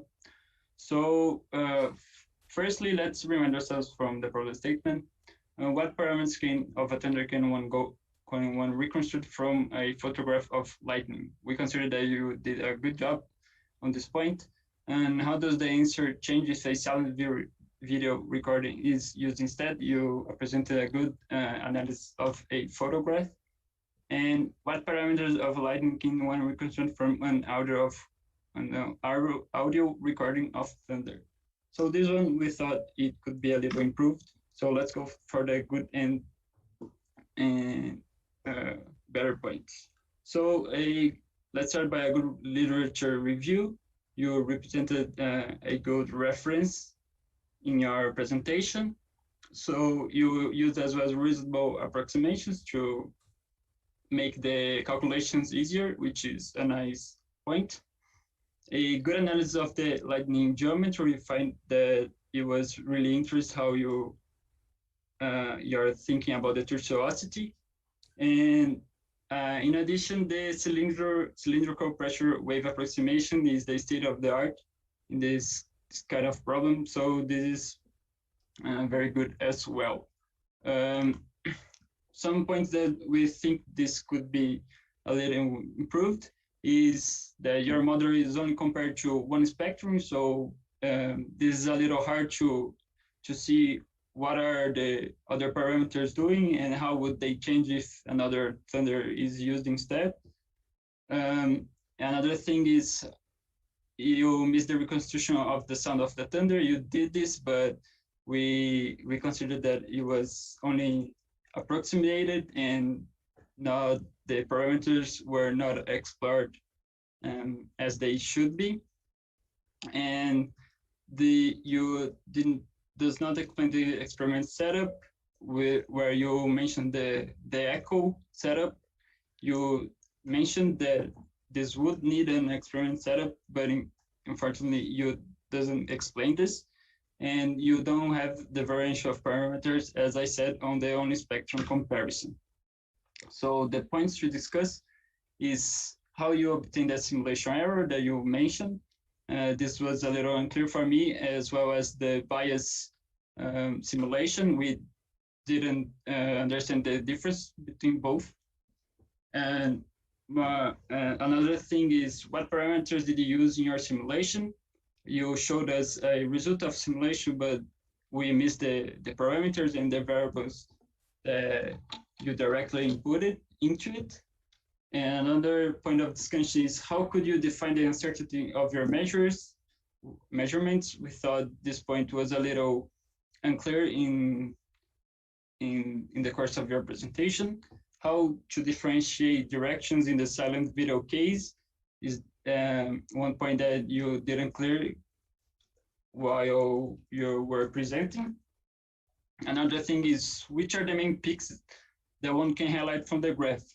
So you have your simulation and the real sound spectrum, and maybe we thought that the graph wasn't clear enough on some spikes that the real sound have and that your model doesn't reproduce. Another thing is that, did you consider the transfer function of your microphone? So when you capture a sound, a real sound, you have to consider your microphone response function or the transfer function, and isn't clear if you consider it. And could you show us the spectrum that you obtained by your model? So this was a little unclear for me too, but otherwise this was a great presentation. Thank you so much. And if you could share your slides next, it would be great. All right. Okay, discussion's open. Can you see? Yes. So let's start by the first point of discussion is, how can you obtain that simulation error that you mentioned? The error Okay. Where This the one. spectrum is plotted. All right. So the thing is that this power spectrum is an averaged power spectrum. And this was done just to better visualize the phenomenon. If we take the whole power spectrum, that there is actually a blur, we can use this as the uncertainty, and you can compare the average value of one reconstruction to the average of the other one. And with that, you can take an error of one single point, and then you sum up over all the other points you've plotted. And if you take the average, you get the error. Okay, so let me just see if I get it right. So this error is related to the average of the signal that you receive. That's right? No, this error is related to. No, sorry. Yeah, exactly. That's what it's about. Okay, but this error is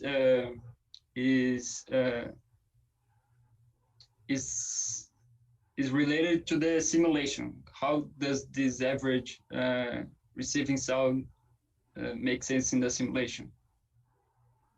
Yeah, because the simulation you get from the simulation, you get a sound from the simulation, and the power spectrum of this sound also has a blur.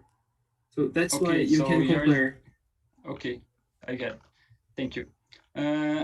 So what parameters did you use to do the simulation? It's a little unclear for me. Okay, to do the simulation, we actually defined a function for the pressure pulses, and by summing over all the pressure pulses, we get the sound function. Okay, and the sound function you can generate a sound from a function with Mathematica, for example. But the key thing here is the pressure pulses functions you sum up. So these pressure pulses are basically that this function here, right? So everything is determined, but everything is determined except the alpha. So the next parts are to determine the alpha. So this is how you can generate the sound. Okay. So could you go back to the spectrum, please? Which one? This or yeah. this? It doesn't matter. So can you explain quickly what is the bias function? What is the role of this? This was unclear for me. Yeah. So actually, to better understand the bias function, I want to go back a little bit. So here is the bias. The acoustic radiator is not a point source. It's a extension body. I don't know. So it's not a point. Okay. So that's why there is a distribution of the energy around the segment. So if there was only a point, there would be uniformly. So there are regions from space that receive more energy and less energy. So this should be taken into account. And if you consider all acoustic radiators as point sources, you get a not pretty good sound spectrum. That's what this difference means. The real case is when you consider the acoustic radiator as with an extension, not a point source. I get. Thank you for the explanation. I think the difference between both simulations isn't a lot for me, but your rationale makes sense for me. So there are some trends in the real sound here in this spectrum that your simulation doesn't account for. Can you say why does this happen and what parameters are important in this case? Sorry, what regions of the spectrum? Like in 5,000 hertz, there is a dip in the real sound that doesn't correspond to anything in your simulation. In 8,000, there is an uptrend that your simulation doesn't account for. At 2,000, like these general peaks and valleys that your simulation doesn't account for. Yeah, I got your point. And the answer also relates with another question you made, I think. So this is we believe that this happens because our several approximations, but the main one that relates to these differences, I think, is the filter used by the microphone that was measured. So okay, so that's, did you consider this? No, we don't, because we couldn't predict how the filter. This is a limitation of the model. If you consider the filter and you get the information of what frequencies are more absorbed by the, I mean, how the filter works itself, and we consider with the model reproduced, we believe that this power spectrum would be pretty more closer, but we didn't, unfortunately, it wasn't. Okay, thank you. I believe that this problem it's a little worse because you didn't compare to other spectrums to see how if the problem is really in your microphone and not just a trend of the lighting that you are not getting from your model. But definitely it's not only by the microphone, definitely. Okay, so this maybe is a point that you might have your attention in your model. Yeah. But I would like to go further where you get the geometry of the thunder from the sound, please. Okay. Oh, sure. Yeah, that's okay. So this rationale makes sense for me, but how do you get the geometry from this? This is not a trivial step that you jumped. Okay, you can't infer the entire geometry of at least we couldn't do this, and I think it's not possible. We didn't find any way to do that, but there are some features of the geometry you can infer, not the whole geometry, but some features. So for example, if the acoustic radiator tends to be aligned, or I mean perpendicular to your side of view or the side of the microphone, the pulses tend to arrive together. You see, so there is a peak in the amplitude, and when the acoustic radiator is more parallel, the pressure pulses arrive with a delay from on each other. So that's why the general peak is lower. It is lower. Okay, so you can't reproduce the geometry of the lightning by entirety, right? You can reproduce some things, not the entire geometry. So for example, you can. Okay, that's clear enough for me. Thank you. Sorry to interrupt. But can you go back 2 slides or 3? I don't know. Yeah, this one. How would you differentiate when the lightning moves in an horizontal direction farther or closer to you? Do you understand what I said? When the lightning goes this way or this way? You can't differentiate. That's why you compare with an average value from the literature. That's like the scalar velocity. Okay, I think that should be a little clearer in your presentation, but thank you for your answer. Can you go back to where your picture of the lightning in the video? Or the video? The video. Doesn't matter. Yeah. Here? What's not? No, here? In the picture that you did the measurements. Okay. Here. Yeah, I'd like some clarification. So why did you pick this picture? And I believe you got it from the internet. And why did you pick this one? And why didn't you use another ones in the internet? Like you couldn't find any other that didn't have any obstruction in the line of sight of the lightning. Yeah. Okay. So the first question is why we choose specifically this one. It's because there isn't basically anything between the microphone and the base of the lightning. So the interference between other absorption effects that can't be reproduced by the model can be basically neglected from if we use this picture. And also the length of the lightning this picture catches is enough to make to build a good intuition of how the model works. And besides that, due to the fact that the lightning is shorter, it's quicker to run the code. So Right, group discussions. yeah. You can talk, Voto. First of all, a very nice presentation. I see that you got a simulation, and then you compare with the real. You can go to the graph, please. Yeah. The simulation. Yeah, right there. What do you call the real sound? How can you define? It's like not filtered or it's filtered, and why didn't you compare this real sound that you're getting from that image with some other images or something like that to compare the sounds, how they fit your simulation? Well, great question. We can't be sure that this is because of the microphone filter. It's just a pretty reasonable hypothesis, and we actually could try to vary if we know how the microphone, the type of the microphone, we could try to vary the filters and study better how the microphone works.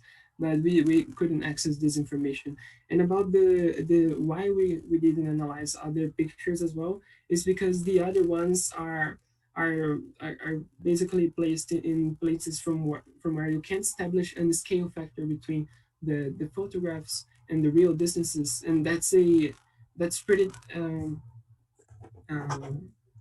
fundamental to the theory to works, so to the model to works. So this picture provides us this picture allows us to define a scale factor, and from the picture is extract real distances, and like where the microphone is placed, know there where the lightning hits the ground, everything can be shown in picture. I have one question about that as well. How can you assure the distance with that amount of precision? Because it's pretty much some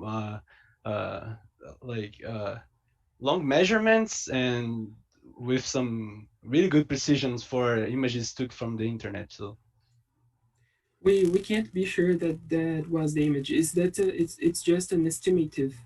It's just an estimative. So if you compare this picture with other pictures you can take and compare, well, this thing I know that is from this distance, you can infer and estimate how far the lighting goes. We can't be sure that was the image, and that's one of the reasons we didn't use uncertainties. Okay, I agree with you when you say that you make a lot of good hypotheses, and I agree with you in this.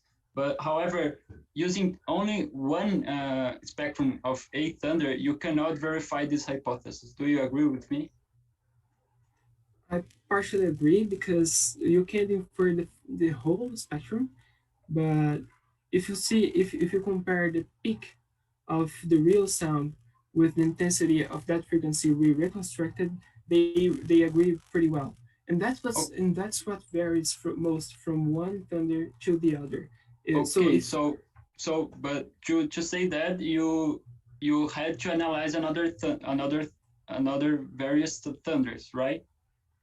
Yeah, the ideal would be that, but it's not actually a problem, since the thing that varies the most from one thunder to the other actually agrees with one of the thunders. So if there wasn't, I didn't get what you said. I didn't understand. Can you repeat, please?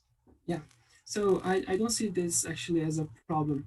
There would be a problem if something that is common to all of, if our model only predicts something that is common to all of thunders, then we couldn't be sure that the model works well. But once this model predicts the peak of and also predicts the peak of the spectrum, and this is what varies the most from one thunder to the other, this is a good insight to go further and keep improving this okay. This model. Okay, but how can you say that the peak that you are saying, I believe, is the peak at 0 hertz, is the thing that most vary between different thunders? how can you say this, not analyzing various numbers of thunders? Well, if I compare, sorry, are you asking if I compare the peak of the audio recording or the reconstruction? I didn't get your point. You said that the thing that most vary between thunders is the peak of the spectrum. How can you say that without analyzing a big number of spectrums? I think I get your question. It's a good one. The key thing here is that we could not find data that showed a good picture at the same time as a good audio, but we could analyze various audios in different videos, and in that analysis we could see that point. But there's another thing here, because in literature also it is tagged that that main peak is important to the analysis of the problem. Yeah, it's part of our Sorry, where is this peak that you mentioned? Where the main parameter? Where is it?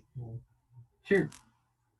If you compare so you don't have a peak in your simulation, right? You just have a, I mean, you don't know what's on the other side, right? So if you compare you have a peak in your real sound, so maybe it just grows along it. Sorry. No, if you compare the intensity of the corresponding frequency from the peak of the real sound and the intensity of this frequency to the sound we reconstructed, they agree pretty well. Inside the variations from one spectrum to the other, that's the point we are saying. And the information that the peaks, what varies the most, come from the fact that we are assuming fused thunder theory, and this is one of the main results of fused theory. Like it says that, for example, the peak doesn't change under the tortuosity of the thunder, and this was an amazing discovery he made. Like all the thunders, if they have the same energy per unit length and the same acoustic radiators, they can vary the tortuosity as well as you want. They will have the same peak.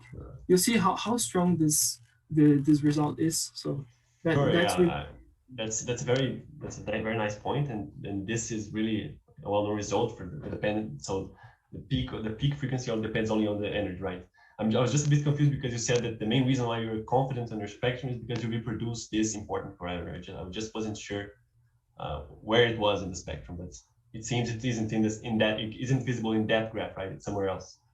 Mm-hmm. Is that it?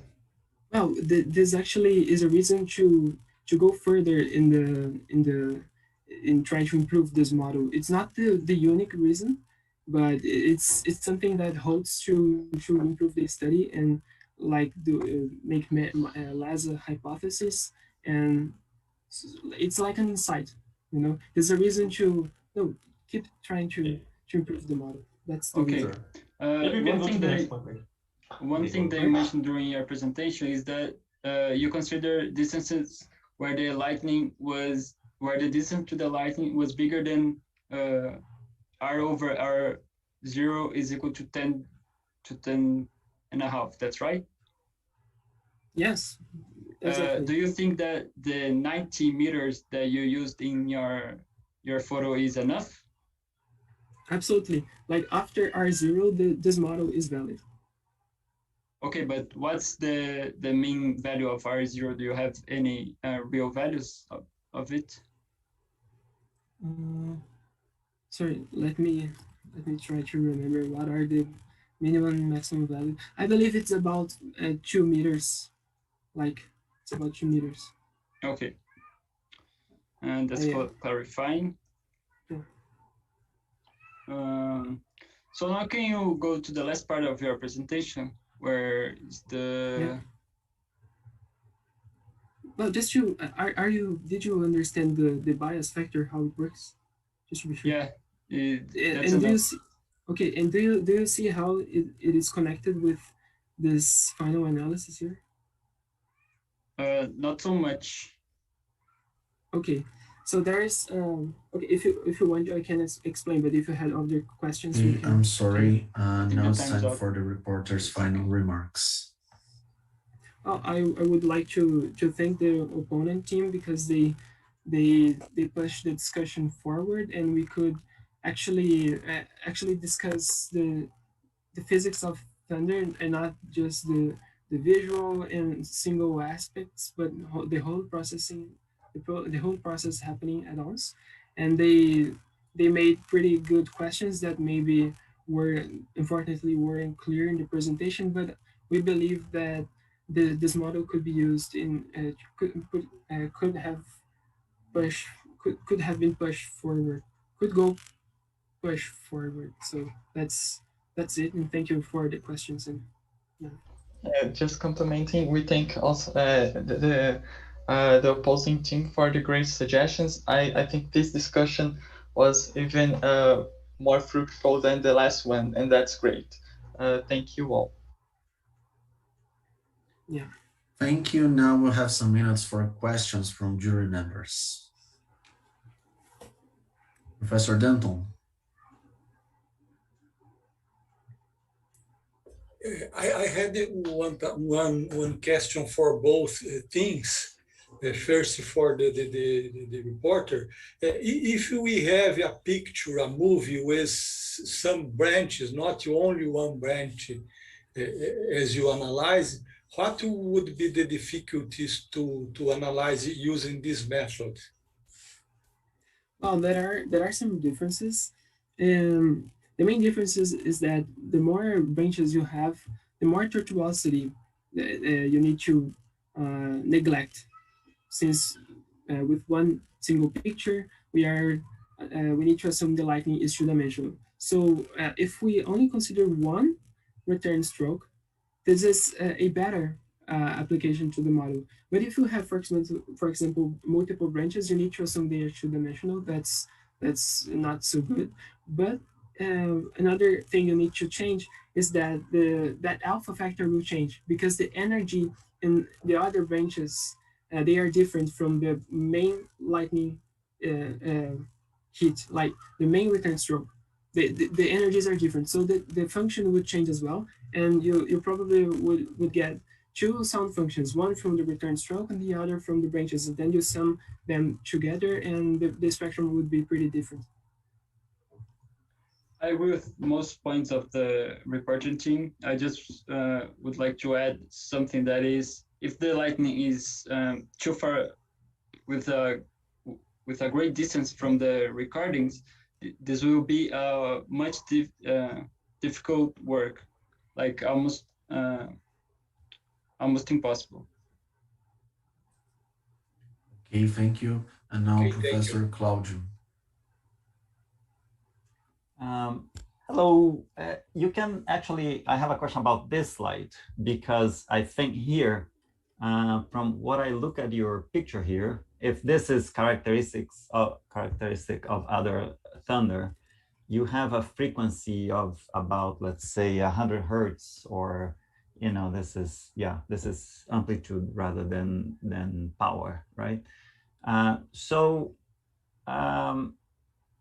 At 100 hertz, because it's not clear from your spectrum, power spectrum, you know, where that peak is, and maybe that's about it, right? About 100 hertz.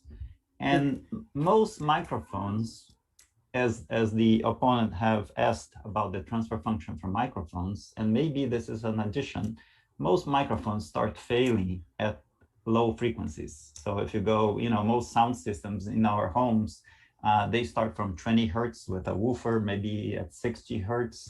So if you are at around 100 hertz, maybe if you put that transfer function of a typical microphone, maybe your spectrum would also go down there in the near zero frequency, okay? If you take into account the response of the microphone.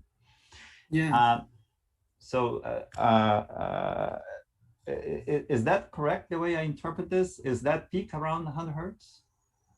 Yes, the peak is actually around 100 hertz, and not only you can visualize in the power spectrum, but you can apply an analytic expression from field theory that is like 0.63 times the speed of sound times the square root of the pressure no, sorry, the energy per unit length divided by the pressure, and you get the same peak.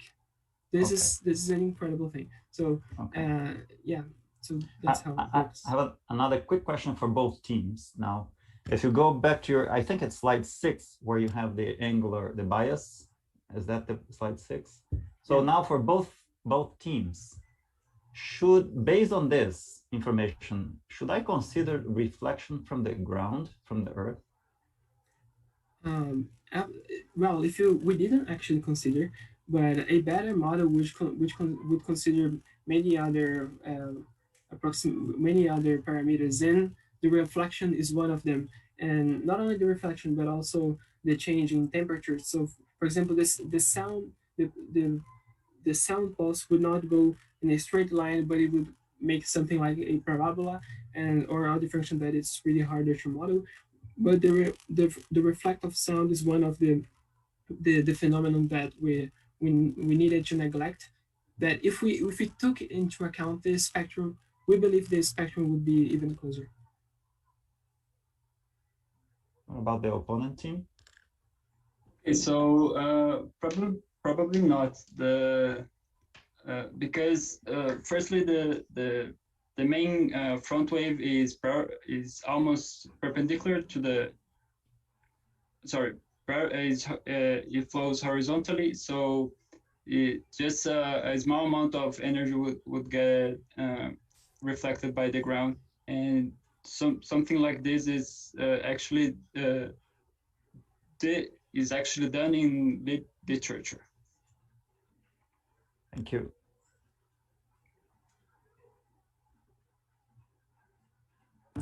Thank you, Professor Serbena. Thank you. I was actually thinking on this problem that it is really hard to reproduce it in the lab. So there are two equipments, at least, that you can find in the physics labs that can produce lightnings, not thunders, but lightnings, no? Which are the Van de Graaff generator and the Tesla coil. And my question is firstly to the opposing team, if that we could make a model to base it on this on the lightnings and sound produced by these two equipments or one of them that could be used also to model the sound and lightning of the thunder. And the question for the reporter team is that if you could use your model to have an insight on sound and lightning produced by these two equipments. It's the opposite direction. Okay. Might I answer first? Yes, please. Yes, I believe you could build a model for this. You need to make some adjustments if you are starting with a natural lighting model, but I believe it's possible, and you could as well study this phenomenon. Yeah, and I believe that. Sorry to interrupt. Can you comment some limitations you based on your insight that could arrive? You mean well, there are several limitations. Like if you are in a lab, the dispersion and absorption of atmosphere will have less effect. So this would have to be adjusted. The atmospheric conditions you could control as well. So this could be good for your model, and as well as the lightnings is a little produced by this equipment are different from the natural lightnings that we get in a storm. So the energy that they carry are different. The temperature that they produce in the air are different. So you have to take into account these things. Yeah. And Professor, thank you for your idea. And this would be, I haven't thought about this, and this would be a pretty funny idea to do and to verify if the model works in a controlled environment. Like I believe that some things we need to change. For example, in this acoustic bias effect, this 80% energy that is within the 30 degrees plane in the center of the acoustic radiator would change. I believe it would change, and but we could easily found another factor for this. But the other things I think would work fine, and like the energy per unit length would vary as well. And yeah, you could place the microphone just in different places and try to apply this theory properly in this environment. So that's a great idea, and I actually pretty like it. And maybe I will try to do this in the future when the physics lab is available. Okay, thank you very much. Now, the jury members have 1 minute to decide their grades.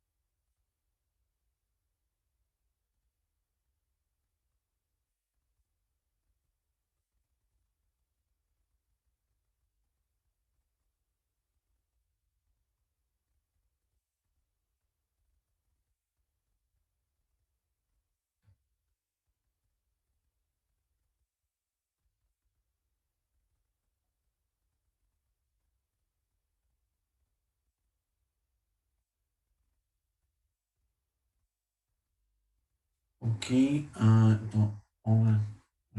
okay, now I confirm that I received all the grades.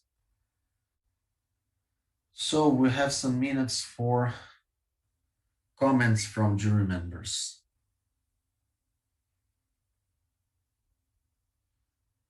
Comments, remarks, suggestions. Professor Claudio, please. Yeah, congratulations again. Very nice, guys, from both teams. I still have one question that I don't understand exactly. I think it was Leonardo that mentioned that doing this reconstruction from a very far away, lighting would be almost impossible. Why?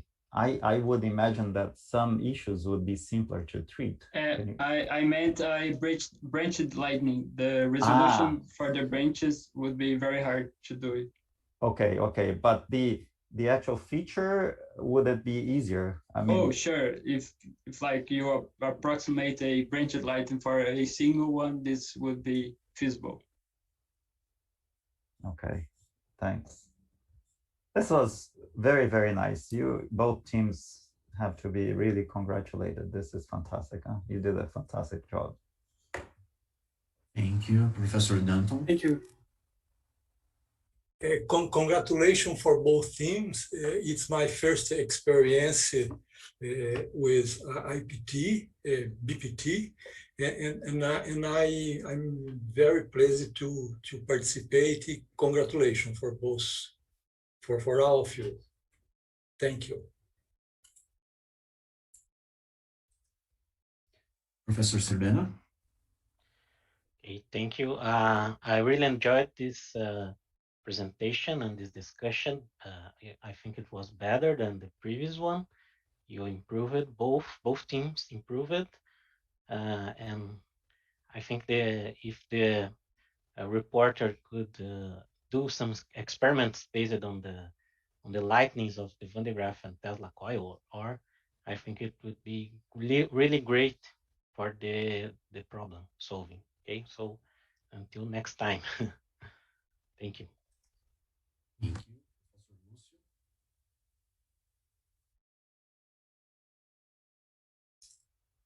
Lúcio. Hello. Well, congratulations for both groups. It was very exciting another weekend. Very nice to have you here. Congratulations for both of you again. I don't know who's gonna win, but you are both very good teams. I hope you have learned a lot with this competition. And well, I'm sorry to say that one is gonna win and the other will not, but you are both good in what you are doing. I hope you see that. You should be very proud of doing the job you are doing. Congratulations.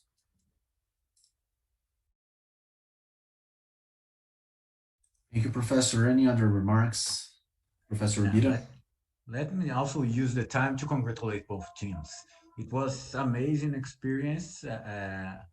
Be prepared for the next year. I hope we have a team from Belo Horizonte also competing with you guys. That will be very nice. So just to congratulate you guys, you did an amazing job. It was very nice to hear the talk and the fights. Thank you. And also for the organizers, right? We are just going. that was very nice. Don't even with the difficult that we had was very good to participate. Okay, thank you. Thank you. Any other remarks from jury members? Yes, me. Yes, congratulations for those students who are taking their time, making this brilliant job, very professional job. Congratulations. You are very inspiring people. It's good to have you here with us. Thank you, Professor. The same works for all of you. All right, so this was the last competition part of the Brazilian Physicists Tournament. I ask you all to open your mics, cameras if possible. Join me congratulating both teams to the stunning presentations we've seen this weekend.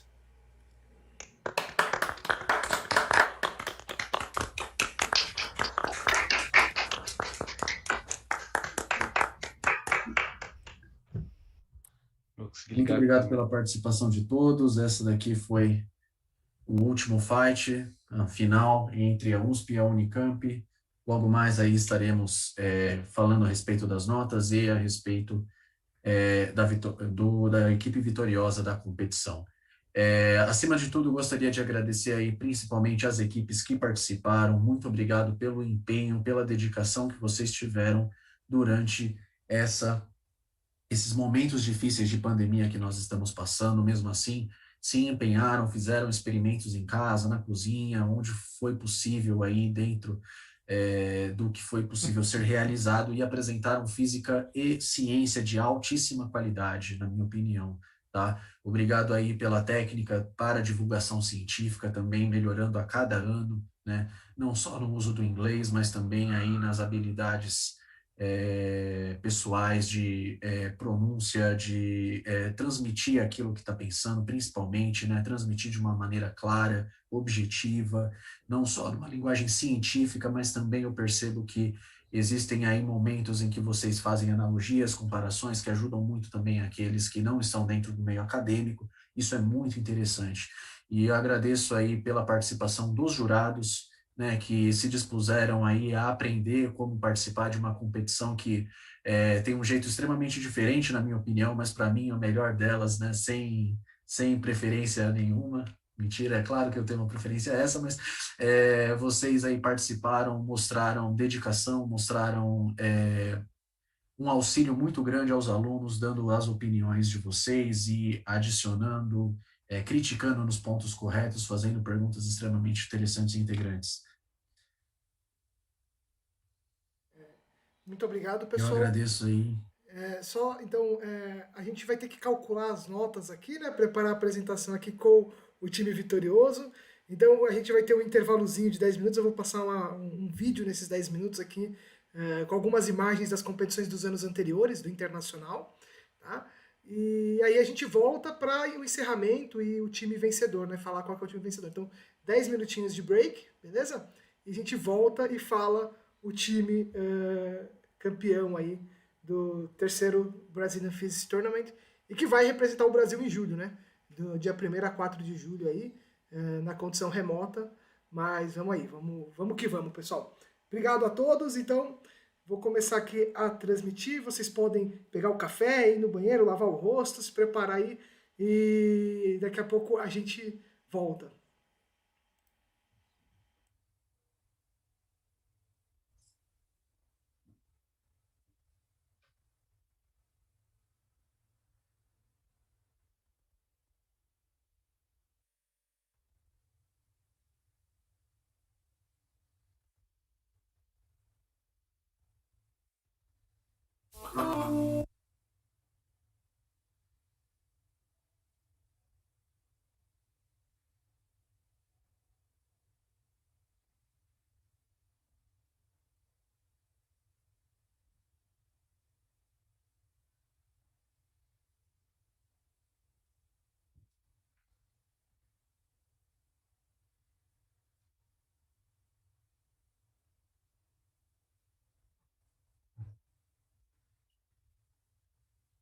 Henrique, Henrique, eu acredito que o vídeo não esteja sendo passado.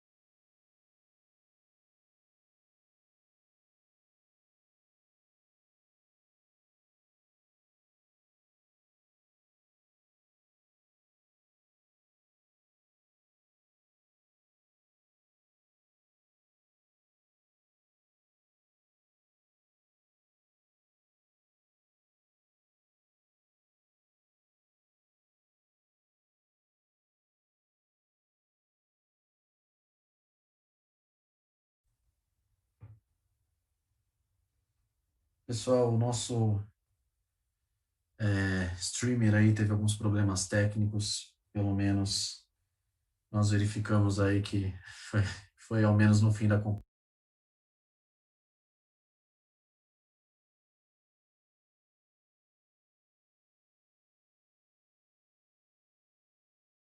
vídeo daqui a alguns minutos.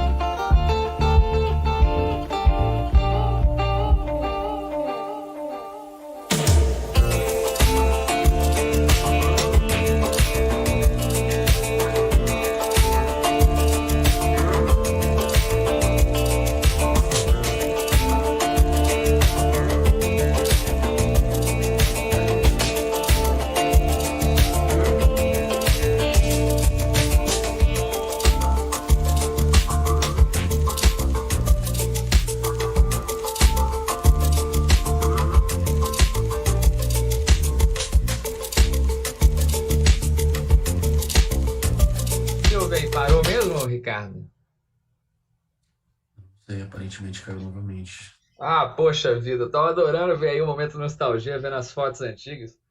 Cara, aí apareceu uma foto sua que não tem noção. Ah, você tá brincando. Minha? É Não. do balão, né? Ó. Não, tinha umas fotos antigas. Tinha uma ali de Gotemburgo que eu nem lembrava que tinha, bonita, assim, todo mundo quando a gente chegou lá foi. Esse dia foi louco. Ai, ai. Mas o que houve com esse negócio? Poxa vida. Felipe teve problema aí com o computador dele. Felipe, o Henrique.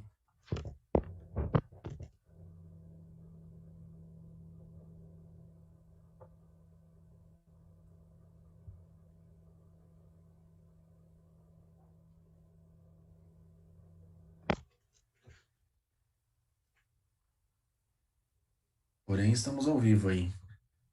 Enquanto isso, nosso time está computando as notas, verificando, validando todos os resultados. E logo mais a gente começa a divulgação. Então, eu achei que a pressão sobre os organizadores ia ser tão grande quanto sobre os captains e sobre o time opponent, né? Que teria 3 minutos para preparar as transparências e mostrar o resultado. Tá preparado faz tempo. Só que aí a vantagem é que a gente tem timeouts infinitos, né? Pois é, vocês podem se dar timeout, né? Pois é.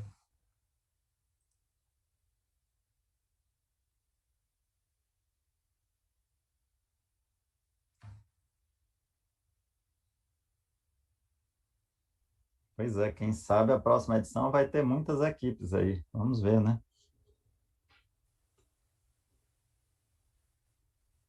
Então, essa competição ela é muito interessante a partir do momento que nós temos, né, competições triplas, que aí a gente tem a participação de uma equipe mediadora, que tem um papel completamente diferente na apresentação, né? Então, ela vai abrir o debate, ela vai liderar as perguntas, ela vai fazer com que as perguntas do problema sejam resolvidas, né? Tentar levar a discussão para os pontos mais interessantes. Isso é muito interessante, porque requer um conhecimento de física, mas também requer uma habilidade de você trazer a parte da divulgação científica em si, né? Então, o que é mais relevante de trazer para resolver o problema?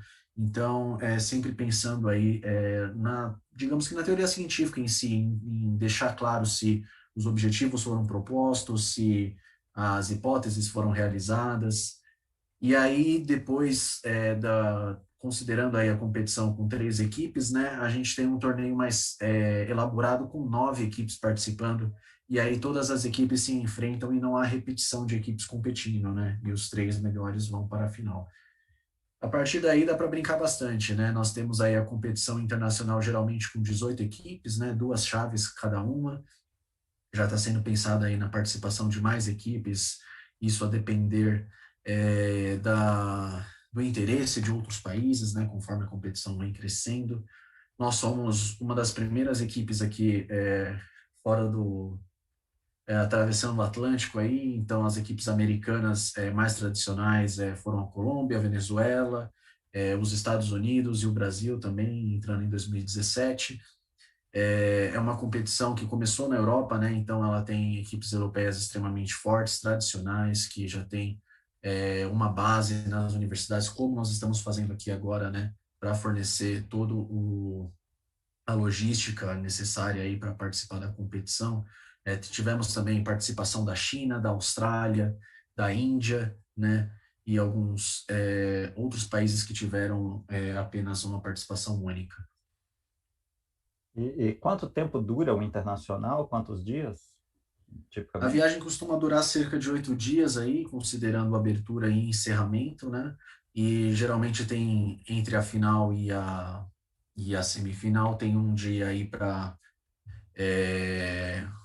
as visitas a laboratórios, as visitas à cidade, né? Um momento de integração cultural e também de debate científico aí entre diferentes culturas.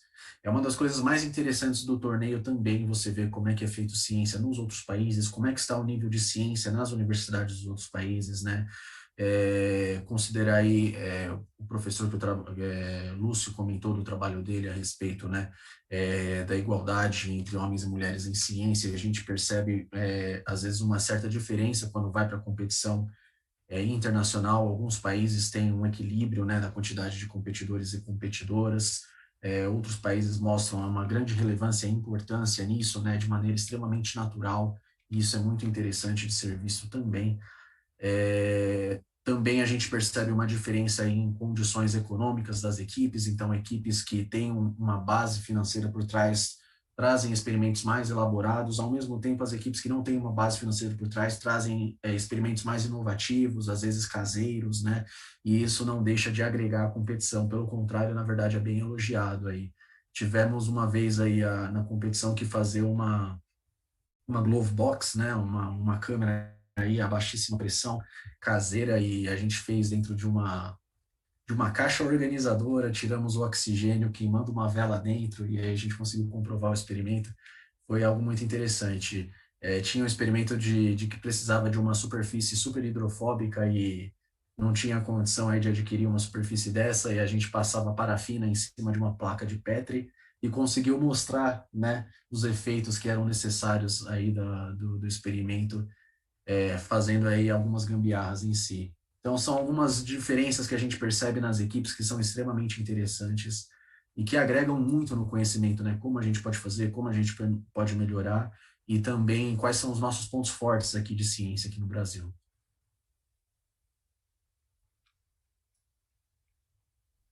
E os coaches, eles normalmente são alunos de doutorado, pós-doutorado, eles acompanham as equipes, assim?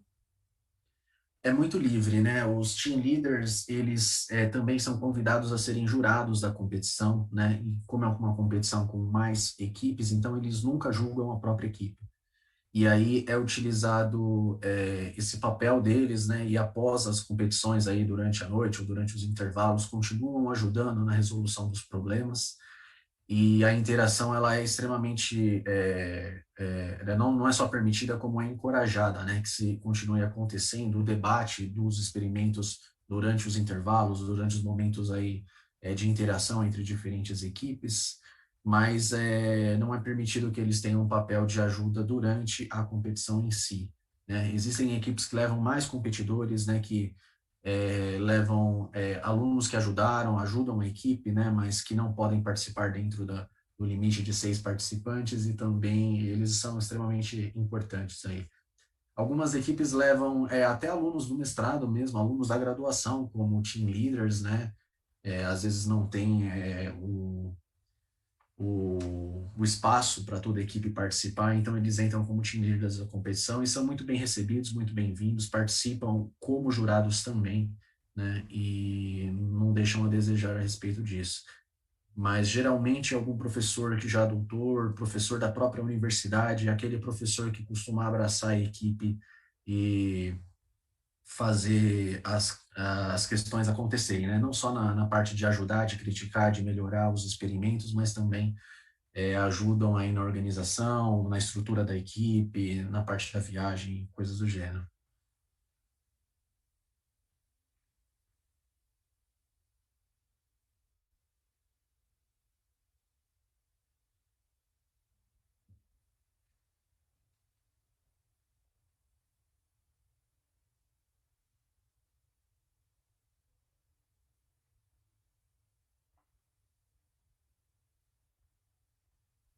Eu não estou ouvindo o som aqui. Não sei se é só eu. Creio que ele vai arrumar em breve aqui.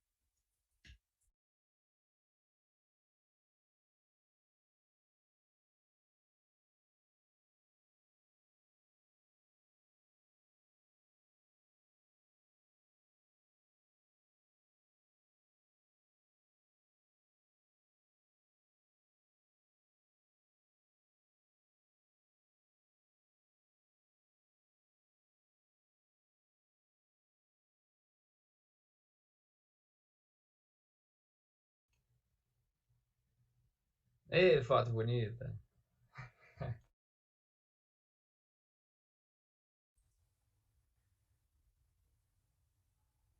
Esse dia foi bom. Foi mesmo. Melhores equipes aí, colegas. Porque dá pra ver bem no meio lá, ó, a gente no meio ali gritando. Sua cara de doido. A Rússia aí, ó, quando recebeu o problema lá, ficou doida.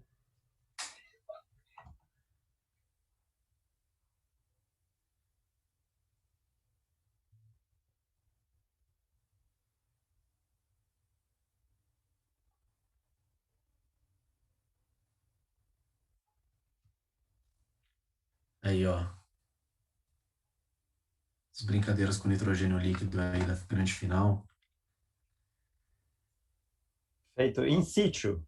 Que Feito em chique. sítio, a gente teve que preparar Rapaz, um olha só que timer. pessoa linda essa daí, hein? Meu Deus! Tô fazendo minha autopromoção aqui. Obrigado, Ricardo. Agora eu entendi a foto que você tava falando. Muitíssimo obrigado. Empolgado com física, né? Sempre. Você viu, né? Mas essa daí eu já não pude participar mais aí. Aquele problema do nitrogênio líquido, a gente tinha que fazer um timer de bexiga. Então, era uma garrafa com nitrogênio líquido dentro que ia expandindo ao longo do tempo e a gente colocava uma bexiga de festa, né? Aquela bem grande, em cima, e a bexiga ia crescendo, crescendo até estourar. O objetivo era fazer um timer perfeito de 13, 15 minutos aí. É muito interessante. Infelizmente, não funcionou. Não funcionou, mas assim, quem tiver curioso, quiser assistir na final de 2018, o momento que aquilo estourou, a gente deu um pulo, eu quase caí no chão, enfim, todo mundo levou um susto, foi uma loucura.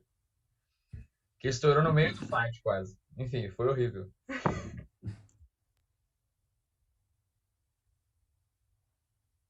Esse dia aí foi bom também, o dia do que a gente visitou o CERN. Ah, tinha que ter ao vivo de novo as competições, poxa.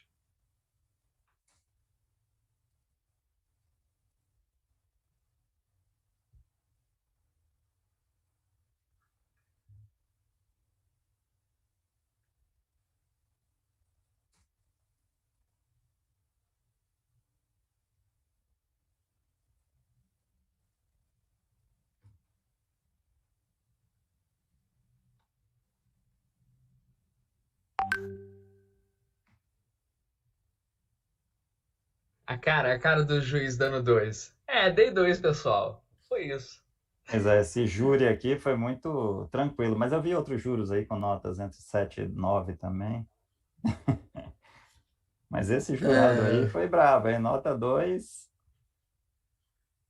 Existe uma certa coerência, mas aquilo que a gente conversa, né, que o importante o jurado ele ser autoconsistente ao longo da competição, aí vai regulando essas questões. Mas é possível, né? Tem até alguns organizadores do internacional, né, que encorajam aí a serem bem mais rígidos, principalmente na etapa de classificação. Eu lembro que na final de 2017 também os jurados tiveram que ser bem rígidos. Até o professor Antônio participou do júri, tá? Eu lembro que assim, a nota mais alta foi um 6 ou 7, assim, não teve mais alta do que isso, não. A instrução do comitê local foi essa, né? Tá pensando, sabe essa nota que você tá pensando em dar? Então, divide ela por 2. Basicamente isso. Foi uma loucura. Lá em 2017. O objetivo aí é fazer uma diferenciação maior, né? Então, às vezes você quer dar notas altas e aí você acaba gerando alguns empates e eles pedem aí para ser extremamente criteriosos com o objetivo de ver se desempata nas finais ou nas semifinais quando necessário.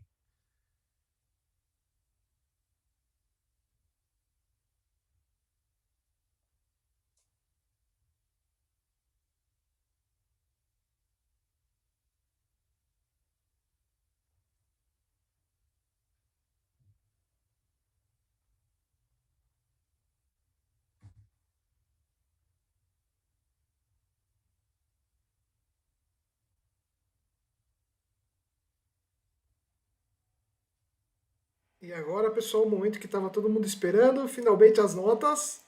Peraí, volta pro vídeo. Agora sim, as notas.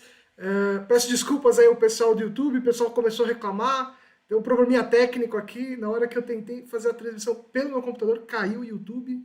Então, se a gente arranjar um patrocinador, o computador um pouquinho mais poderoso aí para fazer a transmissão e o share de tela aí também, ao mesmo tempo. Bem, pessoal, então vamos lá, que eu sei que vocês estão ansiosos para saber quem ganhou. Professor Antônio, o senhor que está aí, pode passar o slide. Rapidamente aqui uma história do IPT, para quem nunca ouviu falar do IPT, tá aqui, caiu de paraquedas na competição, não sabe o que é. O IPT é uma competição internacional que foi criada em 2009, tá? Os primeiros países a participar foram a Rússia e a Ucrânia, e é uma competição de debates científicos em física, né? Em ciência, como vocês viram na tarde de hoje, quem acompanhou o final de semana inteiro viu aí o nível da competição.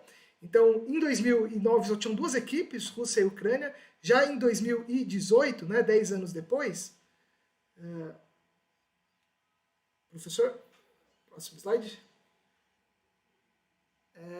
A gente já teve aí uma expansão para quase o planeta inteiro, né? Então já tivemos aí países da América participando, Austrália participando, Índia, China, né? Então cresceu bastante a competição, mais de 21 países diferentes se registraram, tá? Então a competição cresceu bastante. E os ganhadores, né, os campeões mundiais. Quem foram os campeões mundiais até então, né? Então, até agora a gente teve só Ucrânia, Rússia, Suíça e França como campeão mundial. Tá? O Brasil conseguiu aí em 2018 chegar na final, ganhar a medalha de bronze aí. Deixei aí com o time da UFABC. Né? Então, ainda existe espaço aí para outros campeões mundiais, né? Temos aí que destronar a Rússia, a Ucrânia, né? A França. Vamos lá, Brasil. O primeiro time do Brasil foi lá em 2017, na Suécia. Então, era o time da UFABC. A gente foi a primeira vez na competição para aprender, né? Então, ficamos em 11º lugar. Aí, já no ano seguinte, o time mudou um pouquinho, mas a gente conseguiu aquela 3ª colocação, finalista aí também, o time da UFABC. E aí, já no 3º ano, o time teve algumas mudanças, algumas pessoas saíram. Na Suíça, a gente não foi tão bem. Eu esqueci de colocar aqui, não tem a classificação, mas se não me engano, o Matheus pode corrigir, foi 14º lugar. Tá? Na Suíça, o pessoal ficou de olho no Brasil, já atacou o Brasil logo de início. Aí foi engraçado aí, sentir um pouco aí a competição. Engraçado não, né? Mas tudo bem. Beleza, então. Próximo slide. E o BPT, né, pessoal? O primeiro BPT aconteceu no final de 2018, porque quando a gente foi para a final, a gente conseguiu uma vaga garantida para o país, né? Os países finalistas têm vaga garantida no ano que vem para o país, né? E aí a gente falou, temos a vaga, vamos colocar ela em disputa, vamos colocar e fazer um nacional. A França, para ter um exemplo aí, ela tem mais de 10 universidades participando do nacional, então é uma etapa bem tradicional na França, e aí você vê que as equipes francesas são realmente fortes, as equipes ucranianas e russas, né, também são muito fortes porque elas têm uma etapa nacional bem forte.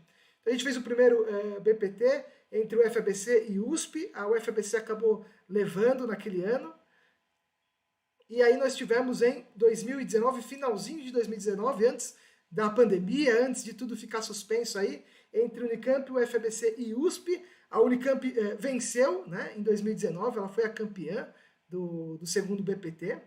Também foi uma experiência bem legal. Aqui vejo alguns rostos aqui que se mantiveram, algumas pessoas das equipes mudaram, mas é legal que você vê aí vocês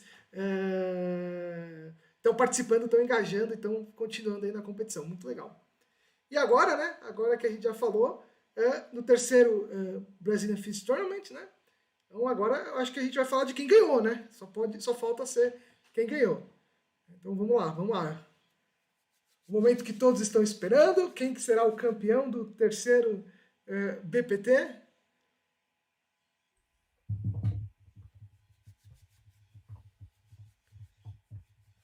Em primeiro lugar, agradecemos o apoio do Ricardo Correia, do pessoal da Comissão de Cultura e Extensão da USP, que cedeu as salas do Zoom pra gente, né? Importante lembrar o pessoal aí, senão eles vão ficar bravos, né? Ricardo, muito obrigado pelo apoio, pela sala, obrigado pessoal da USP por disponibilizar esse sistema online pra gente fazer aí o BPT online, né, nas condições de pandemia. Valeu aí o apoio, pessoal. Então, vamos lá, vamos para o próximo slide, professor. E agora, acho que está chegando a hora que todos esperam. Como melhor relator, Felipe Mazzi, 9.4.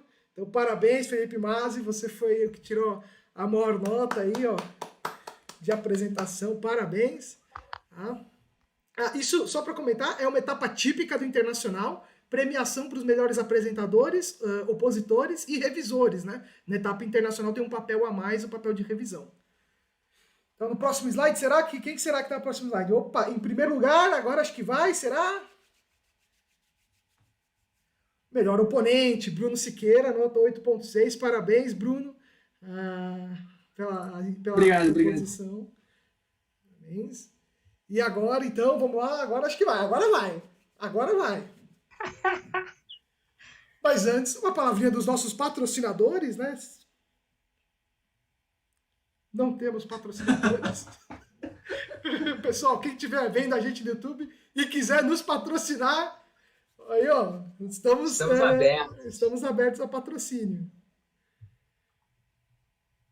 Não temos patrocinadores, mas temos um podcast, né? Matheus Pessoa aí, pode falar. Temos um podcast Física Popular Brasileira, de alunos para alunos. Quem estiver vendo aí no YouTube, depois confira lá. Acho que vocês vão gostar aí. A gente brinca sobre falar de física e falar de ciência. Agora sim, finalmente.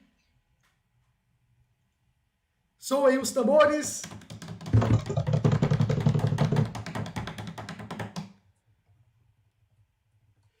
Parabéns, time Unicamp, vocês são os campeões do terceiro Brazilian Physics Tournament. Aê!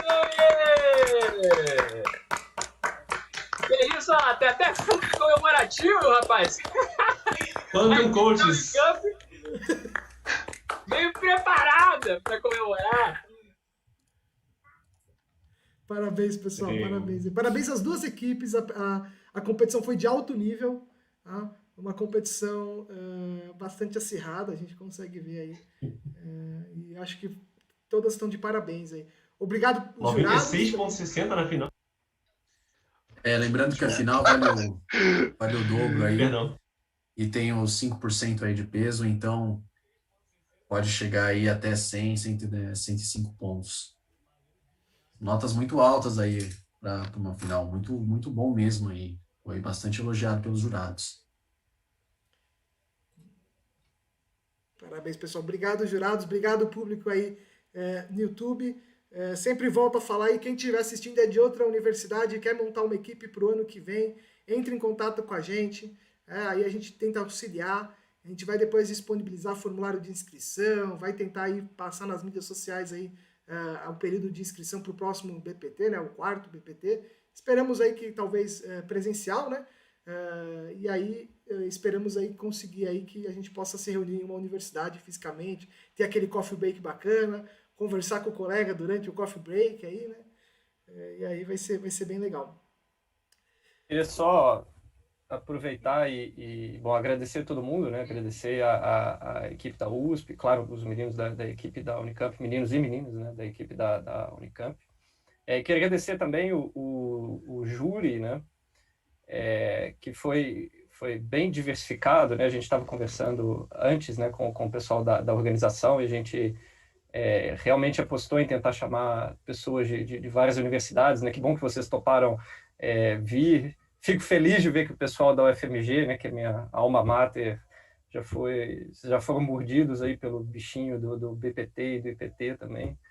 E espero que, assim, todos vocês levem para suas universidades. É muito legal. Dá um certo trabalho, mas é um trabalho muito divertido, assim, de vez em quando perder noites pensando por que o macarrão fica rolando em cima do pano úmido. Ou então o que acontece com o jato d'água, né, quando você põe o dedinho embaixo ali. Mas é muito legal, vale a pena. Eu entrei nisso recentemente, né? Então posso falar que vale a pena entrar. E muito obrigado, pessoal da organização também, pelo esforço para a gente ter um BPT bem bacana, mesmo online. Parabéns.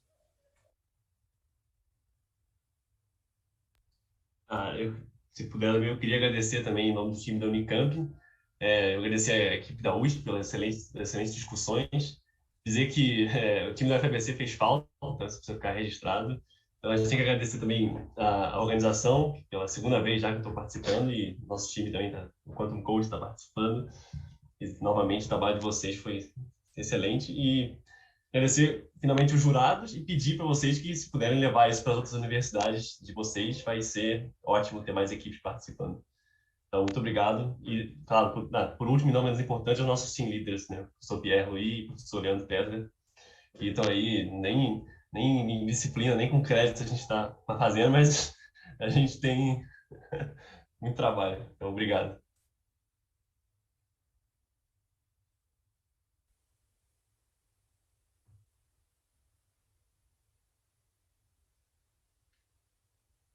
Bem, então eu vou aproveitar e falar também, desejar, transmitir as minhas congratulações aí para o time da Unicamp pela vitória. Acho que ficou um consenso entre todo mundo que foi uma competição super bonita e de altíssimo nível, né? Eu espero que nos próximos anos haja mais equipes participando e que se mantenha o nível da competição, né? O daí para melhor, né? O céu é o limite. E é isso, em especial à minha equipe, gostaria não posso falar da vivência interna, mas eu gostaria de parabenizar as pessoas da minha equipe. Até um comentário curioso, tem uma anedota do Landau, que ele fala sobre quando ele faz os testes ali de entrada na universidade que ele fazia parte, e ele tinha um teste meio maluco, ele dizia que só passava que acertava só o teste dele só os gênios e os loucos. E os loucos, a universidade não precisava deles, e os gênios iam ter sucesso independente do que acontecesse ali, né? E eu acho que é um pouco isso. Esse ano eu acho que eu percebi que, em algum sentido, eu sou completamente dispensável na equipe, porque no primeiro ano eu trabalhei muito de perto, né? Eu ajudei muito a equipe, e eu acho que eles se desenvolveram muito bem. E esse ano eu não ajudei quase nada, assim, muito pouco, e eles continuaram fazendo um trabalho super bom. Então o mérito é todo deles, e eu queria expressar aqui meu apreço pelo trabalho duro que eles tiveram, pela qualidade do trabalho que eles desenvolveram. Obviamente, a Unicamp aí como vencedor, os meus parabéns, mas queria deixar registrado aí os meus parabéns também para a equipe USP, que eu admiro muito o trabalho que eles fizeram. Deixa eu tentar entrar agora. Estão me ouvindo? Ok. Então, eu queria também agradecer a organização por ter realizado esse BPT. É muito difícil, na época que a gente está vivendo de pandemia, a gente conseguir organizar um grupo grande e fazer as coisas funcionarem, né? Então, muito obrigado para a organização do BPT, ficou muito legal, muito melhor do que eu podia esperar. Também queria agradecer a equipe da USP por ter participado com a gente. É muito importante a gente discutir física e aprender física, né? Trabalhando nos problemas que são bem complicados do BPT. Queria agradecer a equipe da Unicamp, quer dizer, na verdade, trabalhar com vocês foi um prazer muito grande ao longo desses últimos anos, especialmente esse último ano também complicado para a gente se preparar. Mas a mensagem que eu queria trazer para todo mundo é que é muito importante a gente fazer ciência, a gente falar de ciência numa época em que a vida está tão complicada para a ciência aqui no Brasil, né? A gente precisa resistir, a gente precisa manter viva a chama da ciência. Eu acho que é muito importante, por isso que muitos BPTs têm que vir aí pela frente, porque é a única saída. Muito obrigado.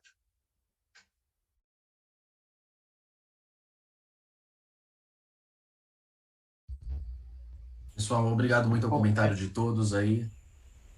Tem mais alguém que... Obrigado. Como capitão da equipe USP, eu gostaria de agradecer bastante a organização, né, por isso aqui está acontecendo. A gente está muito feliz de estar participando, de ter essa chance. E acho que a parte que eu gosto bastante é o desenvolvimento dos problemas, né? E a gente chega aqui e pode debater eles, trocar ideias, ganhar novos insights, ganhar experiência, aprender a argumentar cientificamente. Eu acho que todas essas coisas a gente tira de proveito dessa competição. São coisas que nós, participantes, como participante eu digo isso, saímos daqui aprendendo. Então, eu agradeço a equipe da Unicamp por todas as discussões. Obrigado, a gente aprendeu muito com vocês, tenho certeza que vocês aprenderam com a gente também, a gente pode trocar as nossas experiências, literalmente e figurativamente. E por fim, eu gostaria de agradecer bastante os membros da minha equipe, especialmente o Bruno, que está comigo desde do início, o Otávio, que chegou com a gente há pouquíssimo tempo e pegou as coisas super rápido. A gente teve bastante dificuldade por estar numa pandemia e os alunos se desmotivarem, né? Então, esse é um ponto bem relevante também, mas a gente está feliz de estar aqui como equipe e ainda representando o time USP, mesmo que em número reduzido. Então, obrigado aí, pessoal.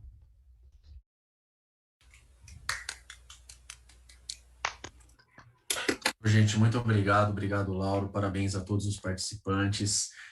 Gostaria de fazer mais uma surpresa aqui, que a gente conseguiu aí providenciar às equipes, né? Agradecimento especial ao professor Daniel Carvalho, ele é International Business Developer Executive da Wolfram Research aqui no Brasil, e ele vai doar um livro para cada uma das equipes aí a serem selecionados, né? Tem o Idea Makers, tem o Adventures of a Computational Explorer, Hands-on Start Matemática, são livros aí de nível muito interessante e as equipes aí poderão utilizá-las aí, entraremos em contato futuramente. Então, mais uma vez, um agradecimento aqui ao professor da Wolfram Research, que é o professor Daniel Carvalho.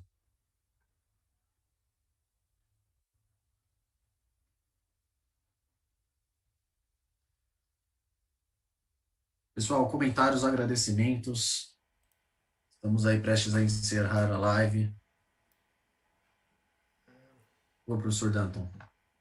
Eu queria agradecer o convite, né, para poder participar. O convite a organização no nome da Mariana, né? Obrigado. Foi uma experiência bastante interessante para mim. Eu aprendi bastante, né? Eu fiquei quase como um aluno aqui, vendo as várias experiências, os vários problemas, né? E queria agradecer, desejar sucesso ao time da Unicamp na representação do Brasil, né? Agora ele passa a ser o time brasileiro, não é mais só time da Unicamp, né? E que tenha sucesso aí na jornada internacional, tá? E parabéns também ao time da USP, né?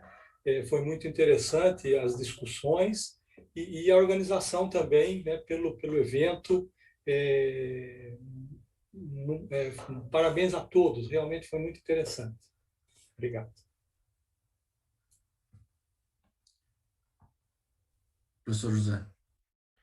Em primeiro lugar, gostaria de agradecer o convite. É a segunda vez que eu participo como jurado e foi bem interessante ver né, como as equipes, os membros da equipe, né, vão mudando. Alguns, não, acho que não tem ninguém que permaneceu, mas houve, pelo menos na minha percepção, uma participação maior das mulheres, tanto né, nas equipes quanto nos jurados. Isso acho muito positivo, é uma coisa para a gente incentivar e eu diria assim que todos saem ganhando, né? Porque todos nós aprendemos física, né?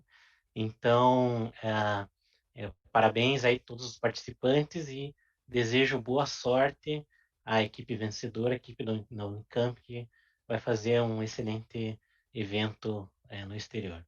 Então, obrigado mais uma vez. Fico por aqui.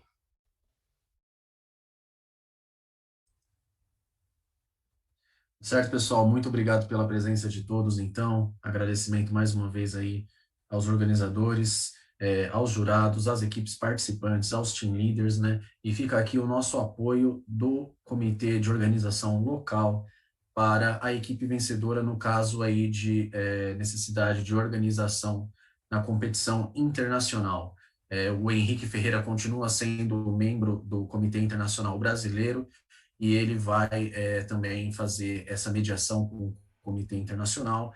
E também venho falar aqui também que a gente vai abrir, né, futuramente um espaço de conversa, um espaço para demais universidades, jurados, equipes participarem, estarem mais engajados aí, participarem, fazerem parte do comitê local de organização, ajudarem na construção das regras, no crescimento da competição, dividir o trabalho aí com quem tiver o interesse, quiser ajudar, quiser estar mais engajado, e também aí, quem sabe, passar aí o bastão para equipes futuras que participaram cada vez mais. Assim, é como o campeonato funciona, né? Geralmente as equipes que não estão mais participando, ex-membros, aqueles que se apaixonaram pela competição, continuam construindo aí a competição na parte da organização agora.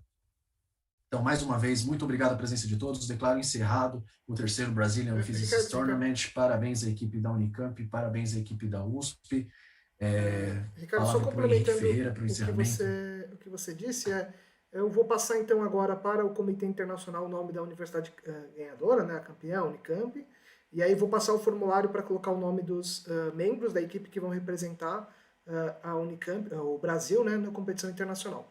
Tá? Então eu já tenho o contato aí do professor Leandro, né, vou passar para o professor Leandro, professor Pierre, passo para eles aí o formulário, ele passa aí para as equipes, e aí a gente vai fazendo esse meio de campo aí.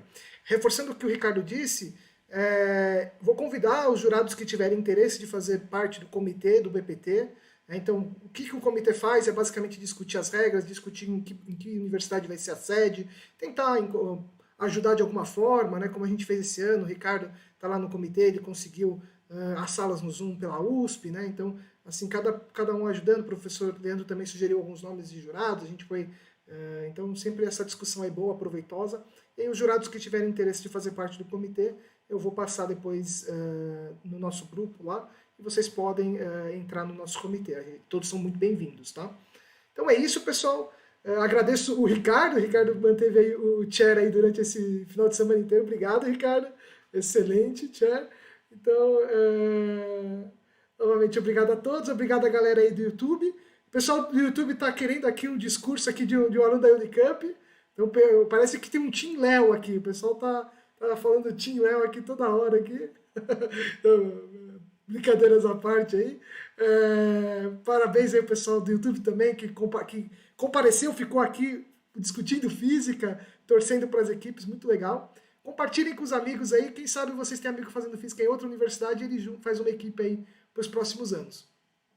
Então é isso, pessoal. Muito obrigado a todos. Bom resto de domingo aí para todo mundo e boa sorte para a Unicamp aí no Internacional.